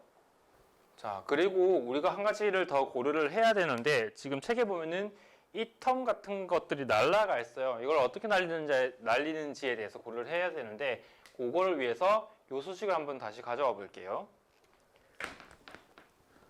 라운드 y의 라운드 v가 0이라는 수식을 가지고 왔는데 이 말인즉슨 v는요 컨스턴트하다 y에 대해서. 그죠? y에 대해서 변화량이 없기 때문에 v라는 값은 y에 대해서 y가 어떤 값이 그러니까 높이 방향으로 어떤 위치에 있든지 간에 어떠한 특정한 컨스턴트한 그 상수의 값을 가져야 될 거예요. 그죠? 이렇게 정리가 될 건데 우리가 이 점이 여기 이 표면 위에 있는 요 점 같은 경우에는 x축 방향으로도 y축 방향으로도 속도가 0인 상태가 돼야 되죠. 왜냐하면 여기서는 속도가 여기 표면에 붙어 있는 요 유체 같은 경우는 속도가 아예 0이다 보니까 그 말은 즉슨 이 v라는 것이 y축에 대해서 어떠한 값이 y축으로 어떤 위치에서든지 간에 어떤 컨스턴트 값이 가져야 되는데 이 위치 y가 0인 위치에서의 속도가 0이죠. 그죠? 그 말인 즉슨 얘도 그러니까 c의 0은 0이 되어야 돼요. 근데 이 y라는 값이 어떠한 값이 되든 0이 되든 1이 되든 2가 되든 그런 거랑 전혀 상관없이 컨스턴트한 값이 되어야 되기 때문에 결론적으로 이 수식에서 유추할 수 있는 것은 무엇이냐면 y축 어떤 위치에서든지 간에 이 유체의 어떤 위치에서든지 간에 이쪽 v 방향으로의 값은 v 방향으로의 벨로시티 그러니까 y축 방향으로의 벨로시티인 v는 0이 된다라는 거예요. 이해가 좀 개념이 좀 이해가 잘 안 될 수도 있는데 이 수식 자체가 y축 방향으로의 v 벡터의 변화량이 없다. 그 말은 것은 어느 y축으로의 어떤 위치에서든지 간에 벨로시티는 그러니까 y축 방향으로의 벨로시티는 어떤 특정한 하나의 값, 예를 들면 1m/s든 2m/s든 하나의 특정한 값을 가져야 된다. 근데 이 표면에서의 y가 0인 이 표면에서의 요 벨로시티, y축 방향의 벨로시티가 0이 된다라는 물리적인 조건 때문에 결론적으로 모든 영역, 모든 위치에서의 벨로시티 속도는 0이 돼야 된다라는 것으로 귀결이 돼요.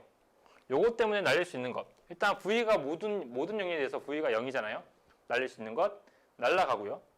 V가 아예 0이니까 V에 대해서 미분을 하더라도 0이죠. 날라가고요. 그 다음에 볼 수 있는 것. 요거 V를 X에 대해서 두 번 미분한 거 날라가고요. 그죠? 날라갈 수 있고요. 그 다음에 한 가지를 더 볼 수 있는 것이 무엇이냐? 이 유체 자체가 그 D축 방향으로의 변화량은 아예 없는 거예요. 그죠? 유체가 이렇게 흘러가는 게 요 그 칠판의 평면에서도 이렇게 흘러가고 조금 띄어져서 여기서도 이렇게 흘러가고 더 위에 띄어져서도 이렇게 흘러가고 그래서 D축 방향으로의 변화량은 아무것도 없는 거예요. 요거 없는 거예요. 그죠? 요거 없는 거고요. 이 말의 득은 뭐냐면은 이 D축 방향으로의 속도 성분도 없다라는 뜻이에요. 왜냐면 만약에 여기서 이쪽으로 흘러가는 어떤 속도 성분이 있다라고 하면은 여기서 조금 떨어져 있는 여기서의 위치에서는 여기와 조금 다른 유동이 그 유체의 어떤 운동이 발생을 할 건데 그런 게 아예 없는 거잖아요. 그 말은 즉슨 그 W 방향으로 D축 방향으로의 속도인 W도 없을 겁니다. 이쪽으로 흘러나오는 그러니까 이 표면의 수직한 방향으로 흘러나오는 유체의 속도는 아예 없다는 거예요. 그러니까 속도가 제로라는 뜻이고요. 그래서 요거 때문에 날릴 수 있는 것, 얘 날라가죠. 0인데 얘를 y축에 대해서 미분한 거니까 날라가죠. 얘 날라가죠. 그 다음에 얘 다 w에 대한 고민이니까 날라가고요. 그래서 지금 볼 수 있는 것 다 날라갔어요, 사실. 여기 다 날아갔고요. 다 날아갔고요. 이거 다 날아갔어요. 그렇죠? 그렇게 해서 결론적으로 지금 우리가 볼 수 있는 수식을 보면은 그리고 이것도 날아가겠네요. 여기서 중력가 속도는 이쪽으로 작용을 할 거예요. 그죠? 아래쪽으로 이렇게 작용할 거다 보니까 지축 방향으로의 중력가 속도는 없을 겁니다. 그러면 얘도 날아가요. 그러면 결론적으로 여기 이 수식에는 날아가고 결론적으로 D축에 대한 고려는 전혀 하지 않아도 돼요. 그죠? 그러면 한번 지울게요. 자, 쭉 이렇게 쭉 이렇게 지울 수 있을 거고요. 이 위에 있는 이 두 가지 수식 중에 남은 것만 봅시다. 일단 왼쪽 거 다 날아갔죠? 날아갔고 다 날려요. 쭉 다 날려요. 날리고 난 다음에 남은 수식. 여기서도 남은 거 날아갔고 0이니까 결론적으로 이 아래 텀에서는 요거만 남았고요. 위에 텀은 요거랑 요거 남았죠. 그래서 정리를 하면은 어떻게 정리할 수 있나요? 라운드 X의 라운드 P는 로 gx 플러스 뮤의 라운드 y 제곱 라운드 제곱 u 하나, 그 다음에 다른 하나 밑에 거 라운드 y의 라운드 p는 로 gy 요것만 남게 됐습니다. 그죠? 날렸고요. 다 날렸고요. 요거 다 날아가고요. 쭉. 되게 복잡한 수식이었는데요. 문제에서 주어진 어떤 가정들을 통해서 엄청나게 가정을 해가지고 이렇게 수학을 이렇게 딱 전개를 했습니다. 이게 그 185페이지 한글책의 185페이지의 중간에 있는 내용인가요? 그리고 한 가지를 더 날릴 수 있네요. 요 텀 날릴 수 있어요. 왜냐면은 속도가요. 여기서의 속도랑 여기서의 속도가 완벽하게 동일하대요. 그러면은 여기서의 압력이랑 여기서의 압력도 완벽하게 동일하겠죠. 왜냐면 다른 조건들도 다 똑같이, 그러니까 여기에서의 유체의 어떤 현상이랑 여기서의 유체의 현상이 완벽하게 동일하기 때문에 압력 또한 여기서 얘가 가지는 압력이랑 얘가 가지는 압력이 완벽하게 동일할 겁니다. 그래서 아니면은 그렇게 생각해도 돼요.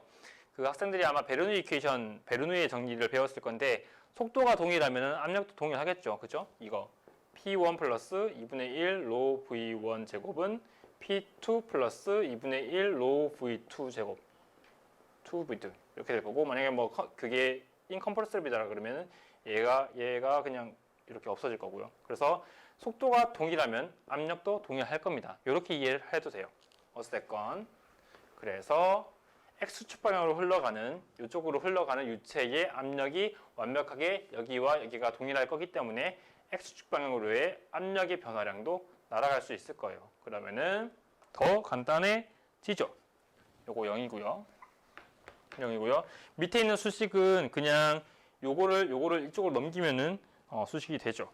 그렇게 해서 나베스톡스 이퀘이션까지 간단화를 시켰습니다. 그 컨티뉴티 이퀘이션은 라운드 y의 라운드 v는 0이다. 이걸로 단순화를 시킨 거고요. 그 다음에 나베스톡스 이퀘이션은 요 두 가지의 수식으로 단순화를 시켰습니다.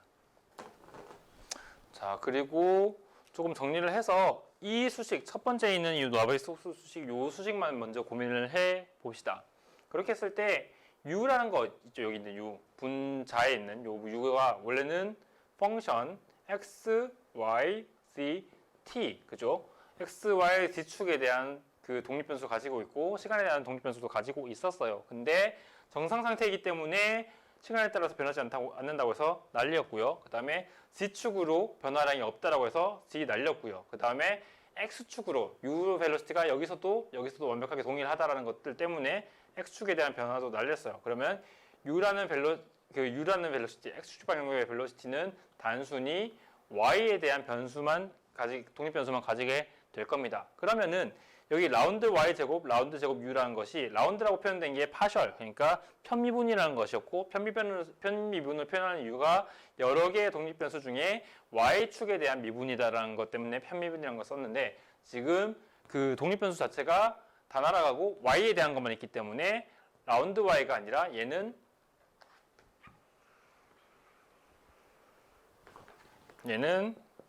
dy 제곱 d 제곱 u로 정리를 할 수 있을 겁니다. 그죠? 라운드가 d로 바뀐 거 정리를 할 수가 있고요.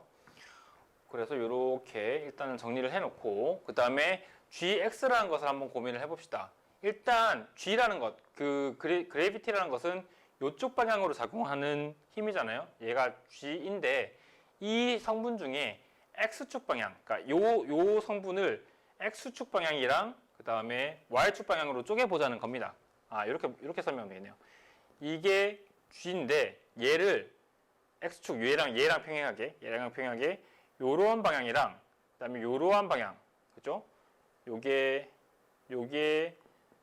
gy가 될 거고요. 요 방향이 gx가 되겠네요. 정확히는 얘가 gy겠네요. 왜냐면 아래쪽 방향이니까. 그래서 요 성분과 요 성분을 한번 쪼개 봅시다. 그렇게 했을 때 우리가 볼 수 있는 것, 얘가 15도죠. 얘가 이쪽 성분이 15도잖아요. 그렇기 때문에 그러니까 어떻게 보면 되냐면은 요게 15도죠. 그죠? 요게 15도고요. 얘랑 얘가 더해서 요거랑 더해서 90도, 그죠? 요거랑 예를 들면 이게 15도, 그러면 얘는 75도가 될 거고요. 여기가 90도로 되어 있기 때문에 얘가 75도, 얘가 90도. 그러면 결론적으로 여기가 15도, 여기가 15도가 될 겁니다. 그러면은 이 성분을 요렇게 쪼갤 때 요렇게 보면 돼요. 이게 G고요. GX고요. GY예요. 그리고 요 성분이 15도죠. 그렇기 때문에 GX는 G의 사인, 그죠? 사인 요렇게 사인 15도가 GX가 될 거고요. GY는 G의 코사인 15도일 겁니다. 그죠? 이렇게 정리가 될 거예요.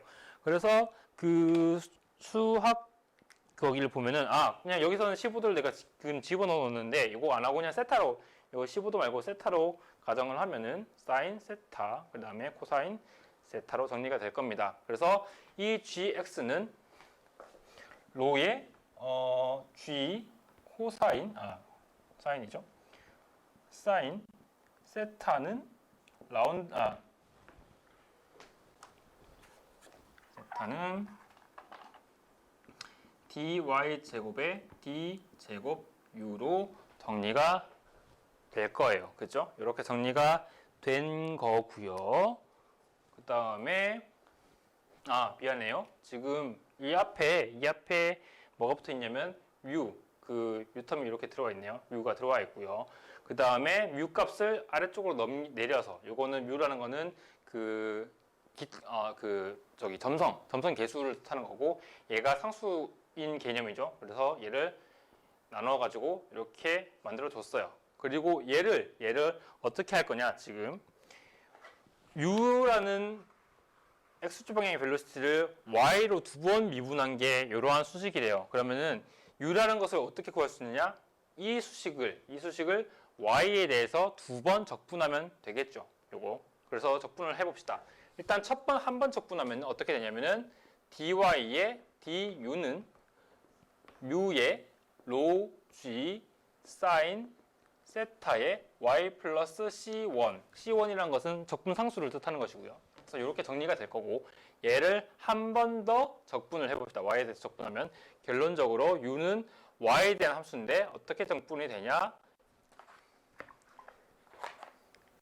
2분의 1 뮤의 로 g 사인 세타의 y 제곱 플러스 c1이 적분돼서 c1 y 플러스 c2 이렇게 정리가 될 거예요. 조금 복잡해 보이긴 하지만 수식이 이렇게 정리가 될 겁니다.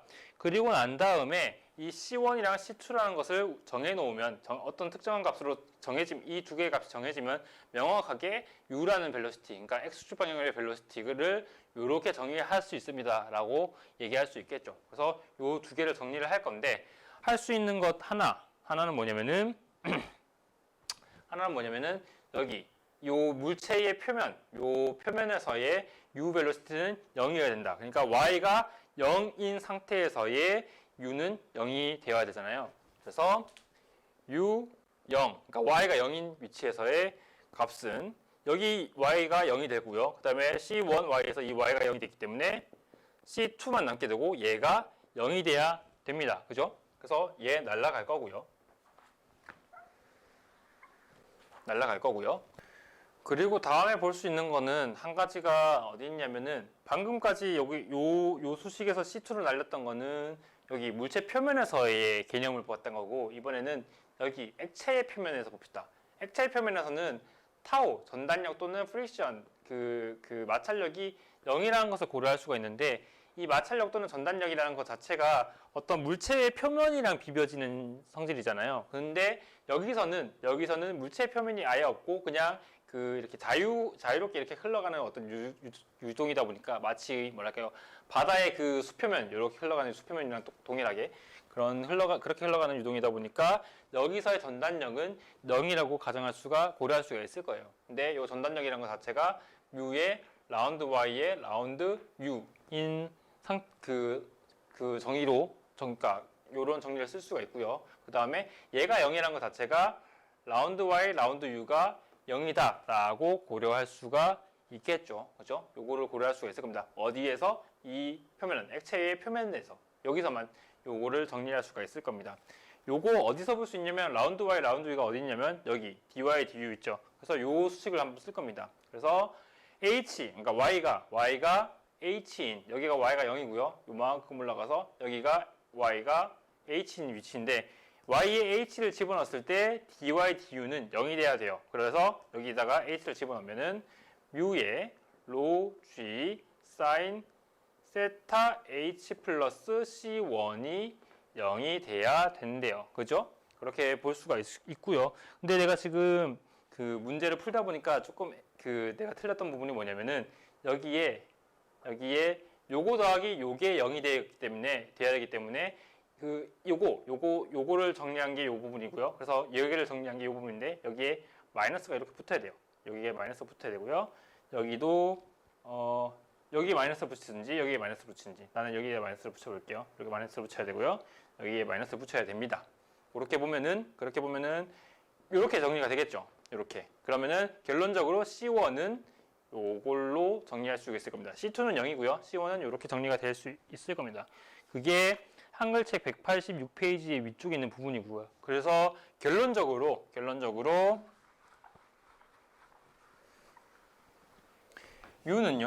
U는요, y, 그러니까 U라는 거는 y에 대한 함수인데 얘를 어떻게 정리할 수가 있느냐? 마이너스 2분의 1 뮤의 로 g 사인 세타 y 제곱 플러스 뮤의 로 g 사인 세타 h 얘가 C1에 해당하는 것이고요. 그 다음에 얘는 여기 있는 텀을 그대로 들고 온 겁니다. 그럼 얘는 정리를 하면 뮤의 로 g 사인 세타를 묶고 y 제곱 이렇게 봐야죠. h 마이너스 y 제곱 이렇게 정리할 수 있겠죠. 여기 마이너스가 붙었고요. 여기는 플러스입니다. 그래서 h 마이너스 y 제곱 이런 식으로 정리를 할 수가 있을 겁니다. 이게 186페이지에 있는 잠깐만요. 네. 여기 C1 자체가 있고 C1에 y가 곱해져 있으니까 여기도 hy 마이너스 y 제곱 이렇게 정리를 해야 되는 게 맞겠네요. 요게 어디 있냐면은 186페이지에 있는 블라블라블라 또는 u는 로의 로지 사인 세타 hy 마이너스 y 제곱 거기 적혀 있는 고수식으로 정리를 할 수가 있었습니다. 그리고 이 수식을 이용해서 지금 수식이 되게 복잡해서 아마 따라오기 힘들 것 같긴 한데 만약에 이해가 잘 안 가면은 다시 한번 되돌려서 들어주는 걸로 한번 이해를 해봅시다. 요게 U가 이렇게 정리가 됐대요. 그래서 요걸 가지고 뭘 해볼 거냐? 라운드 Y 정확히는 저거죠. dy, du를 해서 얘를 y축에 대해서 한번 미분을 한 다음에 뮤를 곱해주면 얘가 타오가 되겠죠. 전달 능력, 그죠? 요걸 고려할 겁니다. 그래서 y축에 대해서 한번 미분을 해봅시다. 그러면은 dy, du는 어떻게 되느냐? 일단 뮤가 있으니까 뮤가 붙고요. dy, du 얘를 y축에 대해서 한번 미분을 하면은 어떻게 되냐? 요거는 상수니까 그대로 나오겠네요. 그래서 뮤 있고요. 뮤분의 로 g 사인 세타는 그대로 나오고요. 한쪽에 있는 요거 미분하면은 h-y 이렇게 정리가 될 겁니다. 날라가고요. 똑같아서 날라가고요. 결론적으로 타오는 로 g 사인 세타의 h-y 이렇게 정리가 되겠네요. 그 수식이 지금 그 186페이지 아래쪽에 있는 수식이고요. 자, 여기까지 해가지고 이 전달 능력이란 것과 그러니까 속도 성분에 대해서는 고려를 했고요.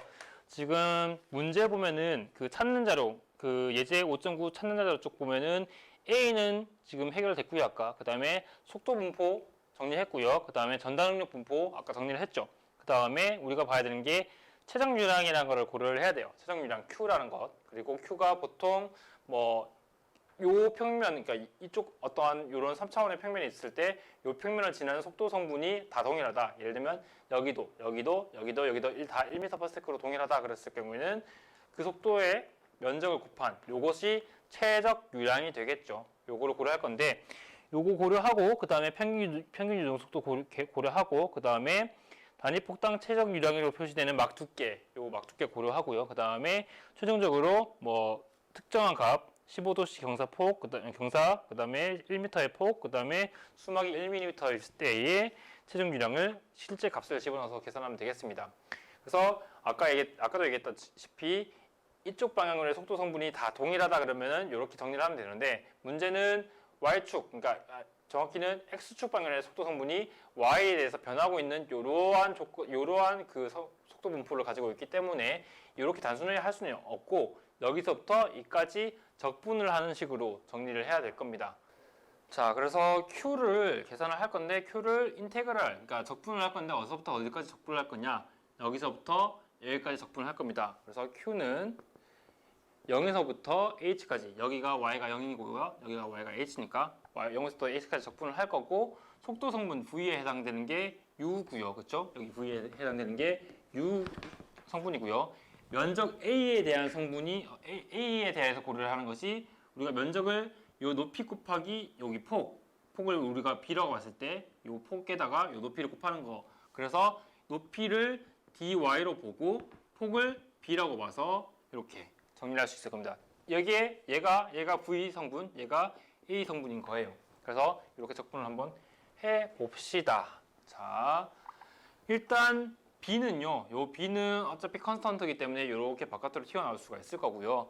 U 성분 중에 여기 요 부분 같은 경우는 컨스턴트이기 때문에 우리가 적분할 때 고려해 줄 필요가 없죠. 그래서 얘는 어떻게 되냐? 자, 뮤의 B 로 G 사인 세타, 요거는 다 상수니까 그냥 고려하면 되고, 안쪽에 있는 요 부분만 적분해 주면 됩니다. 적분을 해보면은 2분의 hy 제곱 마이너스 6분의 1 y 세제곱, 그죠? 그리고 얘가 0부터 h까지 이렇게 적분이 되는 거죠. 근데 여기랑 여기에 0을 집어넣어주면 어차피 다 날아가니까 전혀 고려할 필요 없고, h일 때만 고려해주면 되겠습니다. 결론적으로 요거 h를 한번 넣어봅시다. 여기 h를 넣어보면 2분의 1 h 3승 마이너스 6분의 1 h 3승이 되다 보니까 이게 6분의 3이 되죠. 그리고 얘가 6분의 1. 그래서 6분의 3 마이너스 6분의 1은 6분의 2. 결론적으로는 3분의 1이라는 값이 나오게 되겠죠. 그래서 3분의 1이 붙고요. 뮤분의 B 로 G 사인 세타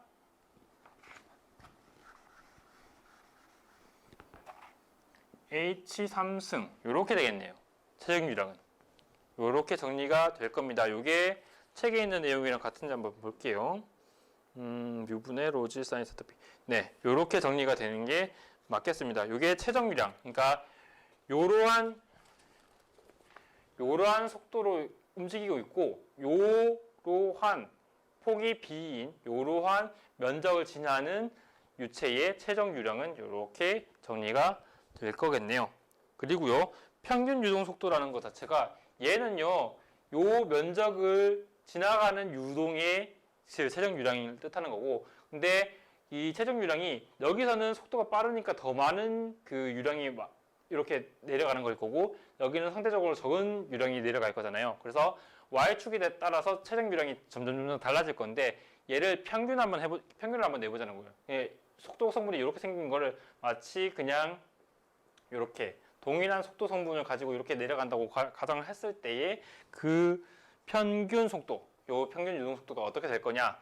얘가 최종 유량이고요. 얘를 단순히 그냥 면적에 대해서 나눠주면 얘가 속도, 그러니까 Q가 VA였고요. V는 A분의 Q 이렇게 되죠. 그래서 요 최종 유량을 A 면적에 대해서 나눠주면 됩니다. 이 면적은 어떻게 고려할 수가 있느냐? 이 면적은 폭 B, 높이, 요 두께 H. 그래서 A는 BH가 될 거고요. 정리를 하면 평균 속도 보통은 여기 바라고 이렇게 표시를 하면 보통 얘네는 평균의 뜻이에요. 평균 속도는 뭐가 날아가냐면은 B 날아가고요. H 날아가서 3분의 1 뮤에 그다음에 로 G 사인 세타 H 제곱 이렇게 되겠네요. 그렇죠? 맞나요? 요게 평균 속도가 됐고요. 그렇죠? 그렇게 됐고, 그 다음에 그 소문제 중에 그림과 수직으로 단위폭당 최적 유량으로 표시되는 막 두께. 그러니까 H라는 요 값을 그 최적 유량 Q에 대해서 한번 정리를 해 봐라라는 뜻인데요. 요거 자체가 요렇게 정리가 됐고요. 그쵸? 이렇게 정리가 됐고요. 아, 요거에서 볼 필요가 없고 여기서 보면 되겠네요. 여기서 보면 되겠네요. 그래서 요게 그러니까 최적 유량이 Q라는 거 그리고 그것이 이렇게 정리가 되는 거니까 여기에 있는 요것들 얘네들이 다 상수라서 얘를 넘겨주고요. 그러니까 양쪽에 이러한 성분을 나눠주고 거기다가 루트가 아니라 그러니까 Q는 어떤 컨스턴트에 H 3승으로 되어 있으니까 컨스턴트를 양쪽에다가 나눠주고요. 그 다음에 3승을 이렇게 3분의 1승 이렇게 루트를 씌운다기보다는 이렇게 3분의 1승을 해주면 얘가 H가 되겠네요. 지금 굳이 저걸 하진 않을 거고 워낙 간단하다 보니까 굳이 하진 않을 거고 그것이 지금 어디냐 F에 대한 답이 되겠고요. 그 다음에 마지막으로 수평과 15도씩 경사진 폭 1m의 표면 위를 수막이 1mm 두께로 유동할 때의 최적 유량은 요 수식 쓰면 돼요. 요 수식 쓰면 돼요. 그러니까 Q는 이렇게 되어 있고 여기다가 뭘 볼 수 있느냐면은 H 1mm고요. 그죠? H 1mm고 B 1m고요. 사인 세타 15도이고요. 그 다음에 G랑 로랑 뮤만 알면 되는데 로는 지금 여기 999kg/m 세제곱을 쓴 거예요. 이거는 뭐냐면은 물이 잠깐만요. 이게 물인가요? 아마 물이라고 고려를 한 것 같아요. 그때 그 15도씨 정도가 됐을 때의 물의 밀도를 999kg/m 세제곱으로 본 거고요. 그 다음에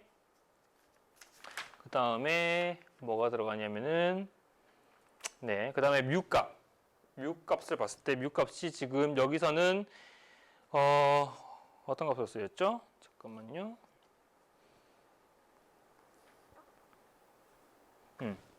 뮤값이 1 곱하기 10의 마이너스 3승 킬로그램 퍼 미터 퍼 이렇게 요 값을 쓴 것 같네요. 요 값을 쓴 거고요.